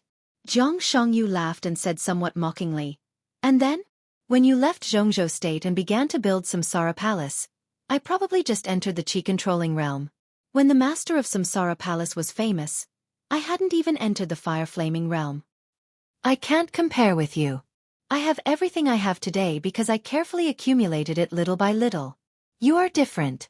You have everything you have today because you took it by the way. Qin Weibai listened quietly and looked at Jiang Shangyu indifferently. So, now, you're not going to hide it anymore? It's not necessary. Jiang Shangyu chuckled softly. The time is ripe. Your sword over Mormons decided a lot of things. Next it should be my time. Why did you accept Wang Shengxiao's invitation back then? To avenge your father? But he had already died at that time. And the Wang family of Beihai was also responsible for your father's death. If that was not an invitation. Jiang Shangyu lowered his head and clenched the coffee cup in his hand. He was silent for a long time before he suddenly asked, Do you have someone you like? The kind of person who would disregard everything for her. From the first time he saw her, he felt that she was destined to be with him. The cold wind at night blew across the rooftop. Li Qingqing slightly wrapped her coat around herself and said, What do you want to say to me? A lot of things. Jiang Shangyu seemed to want to carve this figure deeply in his eyes. But I suddenly don't know what to say. Li Qingqing was silent. She lowered her head and slowly tied her long hair into a simple ponytail. Jiang Shangyu walked to the edge of the rooftop, lit a cigarette, took a deep breath and laughed. You know, from the first time I saw you, I was sure of one thing. Whether you are a princess, a chess piece, or anything else, I must make you my wife. It's been many years. The smoke rose from the corner of his mouth into the night sky. He muttered to himself, It has never changed. Many years. Li Qingqing hesitated. In her memory, they had only known each other for 2 or 3 years. You know what? I've always known your situation in Kunlun City. I know the contradiction between Gu Xingyun and Li Shi. I know the reason why you were caught in the middle and became a victim. What I want to do most in my life is not to fight for hegemony or power. My request has always been very simple. I want my family to live a better life, so that my father won't work so hard. I want the person I like to live a happier life and not be so helpless. I want to live like a human being and not be so incompetent. This is all my dream. What's the point of living a life and ruling the world? It's good to be happy, carefree and free. He looked up at the deep winter night sky of Yuzhou City and murmured, But some people's starting points are predestined. In this circle, if we want to protect our family, protect our lover, and live like a human being, we have to fight for something and kill some people. A few years ago at the beginning I was really powerless. Not to mention living like a human being. Even being alive was a very hard thing. I survived the most desperate period. In the past few years, the Jiang family has developed well. If there is no accident, I will soon go to Kunlun City and bring you out. Whatever you want, as long as I have it, I can give it to you. If I don't have it, I will try my best to give it to you. I have imagined our marriage, a grand wedding, the attention of the world, and making you the happiest person. Half a month, at most half a month, and I will be able to do all of this. It's a pity. Only half a month, and everything may be different. Maybe. Li Qingqing looked at Jiang Shangyu quietly, indifferent. Come with me, Qingqing. Jiang Shangyu turned around and looked at her. You can have whatever you want. What Emperor Dong's palace can give you. Now the Jiang family can also give you. The wind whistled fiercely on the rooftop at night. Slowly, Li Qingqing shook her head. Sorry. What do you want to say? Qin Weibai's voice was cold and indifferent in the soft voice. You avoided my question. Jiang Shangyu smiled playfully. Are you saying that until now, You are not sure whether you love Li Tianlan or not. Or are you not sure whether you love Li Tianlan or Dongqing Huang too? Qin Weibai twitched the corner of her mouth and said calmly, "Nonsense. Maybe." Jiang Shangyu picked up the cup, took a sip of the cold coffee and said quietly, "I'm here today with full sincerity, and I hope you won't let my kindness down. We both have things that we value and people that we value. You can look at the world and give Li Tianlan a beautiful country. I'm not so broad-minded. I just want to protect my family and the woman I love. We may have grudges, but on this point, let's put ourselves in each other's shoes. Because if Li Tianlan is hurt, what you will do is what I may do now. Today's meeting is a negotiation. Or I beg you. In short, don't force me to be a madman. I hate doing anything at all costs, including standing with Wang Xianxia to deal with you." Qin Weibai's eyes moved, and she said thoughtfully, "That is to say, before the war, the Wang family of Beihai controlled Li Qingqing?" "No, Li Qingqing had committed suicide at that time." "Your father. Well, who is that?" Jiang Shangyu's eyes were as deep as the abyss. After a long silence, he sighed in a low voice. "It's Qingqing's child. Even if the child is not mine, but—" He shook his head fiercely and seemed a little irritated. "I'm the same as you. There are always some feelings, aren't there?" Qin Weibai narrowed her eyes and played with the lemon water in her hand. After a while she said slowly, "No, we are not the same. I love him." Thinking of Li Tianlan, Qin Weibai's eyes were gentle and somewhat intoxicating. It was a kind of joy from the heart. "I can also be sure that he loves me too. A few years ago in Huating, when he saw me for the first time, I saw the emotion in his eyes that may not be strong but was obvious enough." She smiled softly and looked at Jiang Shangyu, whose face was a little ugly. "I can do anything for him, and I also believe that he can do anything for me. I am his woman, and in the future, I will even be the Empress of East Emperor, or even the Empress of the whole dark world. We have each other in the past and in the future. So we are not the same." She took a step back gently. Li Qingqing's expression was as indifferent as a beautiful landscape painting. Full of sincerity and frank love came to her face, so heavy that she even found it difficult to resist. She slowly shook her head. "Perhaps Mother is right. What I want and need the most right now is freedom. Master Jiang, I can't go with you. I'm sorry. I can give you freedom." Jiang Shangyu suddenly took a step forward. "No one will restrain you, neither will I. On the contrary, if you leave with me, you will be freer than you are in Emperor Dong's palace. Much freer. Why don't you understand? You are destined to be my woman. Come with me, and you can do whatever you want by my side. I've heard people say that the so-called freedom is not that we can do whatever we want.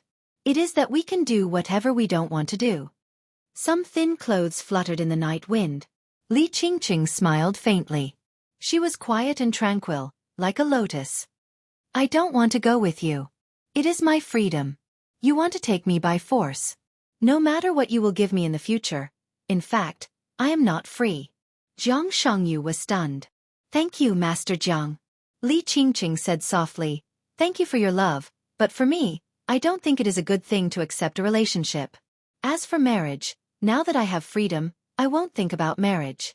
Maybe I won't think about it in my life." "I'm very grateful for your love, but," she smiled and said the cruelest words in the most direct manner, "I don't love you." "She doesn't love you."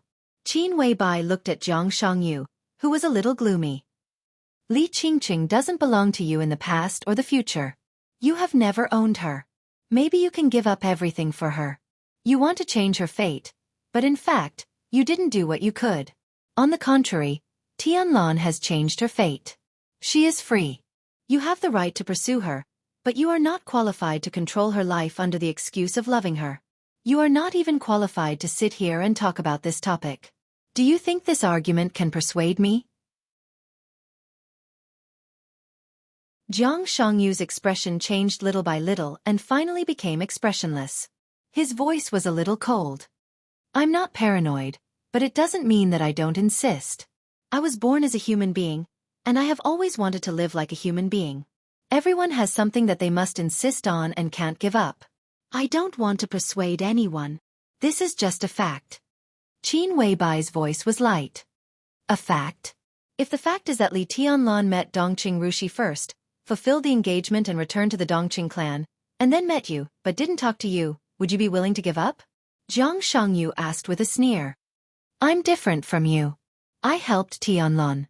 The final battle of Heaven Capital, the chaos of Snow Country, and now the merger of Samsara Palace into Emperor Dong's palace were all just help. I never tried to control Tianlan's life and path. If what you said really happened, then I wouldn't give up. I would pursue him and even seduce him. As long as I stayed with him, I would do anything, but I would never control him. And your assumption is just an assumption. In fact, after he left the Li family, the first person he met was me. We may be the same because we both have advantages that others can't compare with, advantages that can change everything. I didn't change anything and still became Tianlan's woman. And you didn't change anything. You could have made Li Qingqing fall in love with you and never leave you. When you could have done that, you didn't do anything. This can only be said to be your stupidity. Don't you think it's too late to make up for it after Tianlan made his move? I'm not here to talk about this today. Jiang Shangyu was silent for a long time before he said in a low voice, If I have to say, I can only say that my situation was not very good in the past few years. You can call the wind and summon the rain, but for me, until more than 2 years ago, it was very difficult to simply live. I wasn't sure what kind of future I could give Qingqing, so I naturally wouldn't provoke her. But it doesn't matter. I'm here today for only one request. Why do you think I'll agree? Qin Weibai looked at Jiang Shangyu expressionlessly. Because of you. Jiang Shangyu said blandly, It may not be appropriate to talk about the other you, but you and I both know that you have fallen in Mormons. You, who Li Tianlan cares about most, have fallen in Mormons. Me, you and you are essentially the same, but this is our feeling. At least, in Li Tianlan's eyes, you are just a fake. If you promise me, then the one in front of you today is not Jiang Shangyu. You can stay with Li Tianlan and spend the rest of your life with him. If you refuse me, then the one sitting here today is me. Two of me appear in Yuzhou and Tiannan at the same time. What will Li Tianlan think? I can help you keep a secret, and I can naturally see through your disguise. No matter how similar a fake is, it can't be completely real. Qin Weibai slowly stood up. Jiang Shangyu looked at him and narrowed his eyes. The choice is between me and you. You should know what this means. To you, Qingqing isn't someone you can't give up on. Also, this can't be considered giving up. I'm the most suitable man for her and she is destined to be my woman. Only by being together with me can she obtain true happiness. Swish! Qin Weibai raised her palm. Half a glass of lemon water was directly splashed on Jiang Shangyu's face. Jiang Shangyu slowly wiped his face and smiled with a cold expression. You are the fake. Qin Weibai said lightly. When she turned around, her slender and thin figure drew a long shadow in the moonlight. The shadow moved slowly and finally disappeared on the rooftop, blending into the light. The cold chill swept the whole world with the airflow. Jiang Shangyu stood there and watched Li Qingqing's figure disappear completely. He closed his eyes with some pain. Obviously, your courtship failed. In the indifferent voice, Li Tianlan's real body appeared in front of him. Jiang Shangyu opened his eyes and smiled. It's just temporary. Still not giving up. Li Tianlan raised his eyebrows. She is destined to be my woman. As time goes by, she will find that only I am the most suitable for her. Jiang Shangyu took a deep breath and looked at Li Tianlan with complicated eyes. The Jiang family plotted against Beijiang and ruined Li Tianlan's plan. But Li Tianlan took Li Qingqing away and ruined his life. He laughed self-deprecatingly, looked at Li Tianlan and said seriously, If you are willing to help me, then I will owe you a favor. At the right time, it is not impossible for the Jiang family to return Beijiang to you. We have many choices in our lives. Different choices represent different directions. Our greatest freedom is the right to make choices. Jiang Shangyu looked at Li Tianlan seriously and held out his hand to him. The lemon water slid down his face and dripped on his clothes. Jiang Shangyu lowered his head and wiped it casually. He said calmly, Qingqing has the life toxin of Kunlun City in her body. There are also strong spiritual hints. You Donglai can solve the first one. You can solve the second one. Solve the problem and help me get Qingqing. This is all I ask. If you help me, I can let you get everything. If you refuse me, I can let you lose everything. He looked up at Qin Weibai. What's your choice? Qin Weibai looked at him quietly. After a long time she took a deep breath and said calmly, I am tired. Goodbye. That was her answer. Not having an answer was also an answer. She nodded to Jiang Shangyu and turned to leave. Jiang Shangyu sat in his seat motionless. He looked at Qin Weibai's back quietly and narrowed his eyes. He looked extremely dangerous. The cold wind blew. Jiang Shangyu's windbreaker fluttered backward. His palm slowly reached out to Li Tianlan. It was steady and peaceful, as if it contained great power. Li Tianlan looked at the palm calmly. The moonlight shone down. In the cold light, this scene seemed to be completely frozen. Jiang Shangyu's voice sounded almost word by word. We can choose many things, many directions, and many positions, which represent different situations and destinies. Now, Your Majesty Li Tianlan. Jiang Shangyu's palm stopped steadily in front of Li Tianlan, as if it had stopped for many years. His voice was deep and oppressive. Tell me your choice. Do you choose to be my friend? Or an enemy? You're tuning in to the Wisdom Diary YouTube channel. Don't forget to subscribe and join us on this journey to catch the most captivating stories.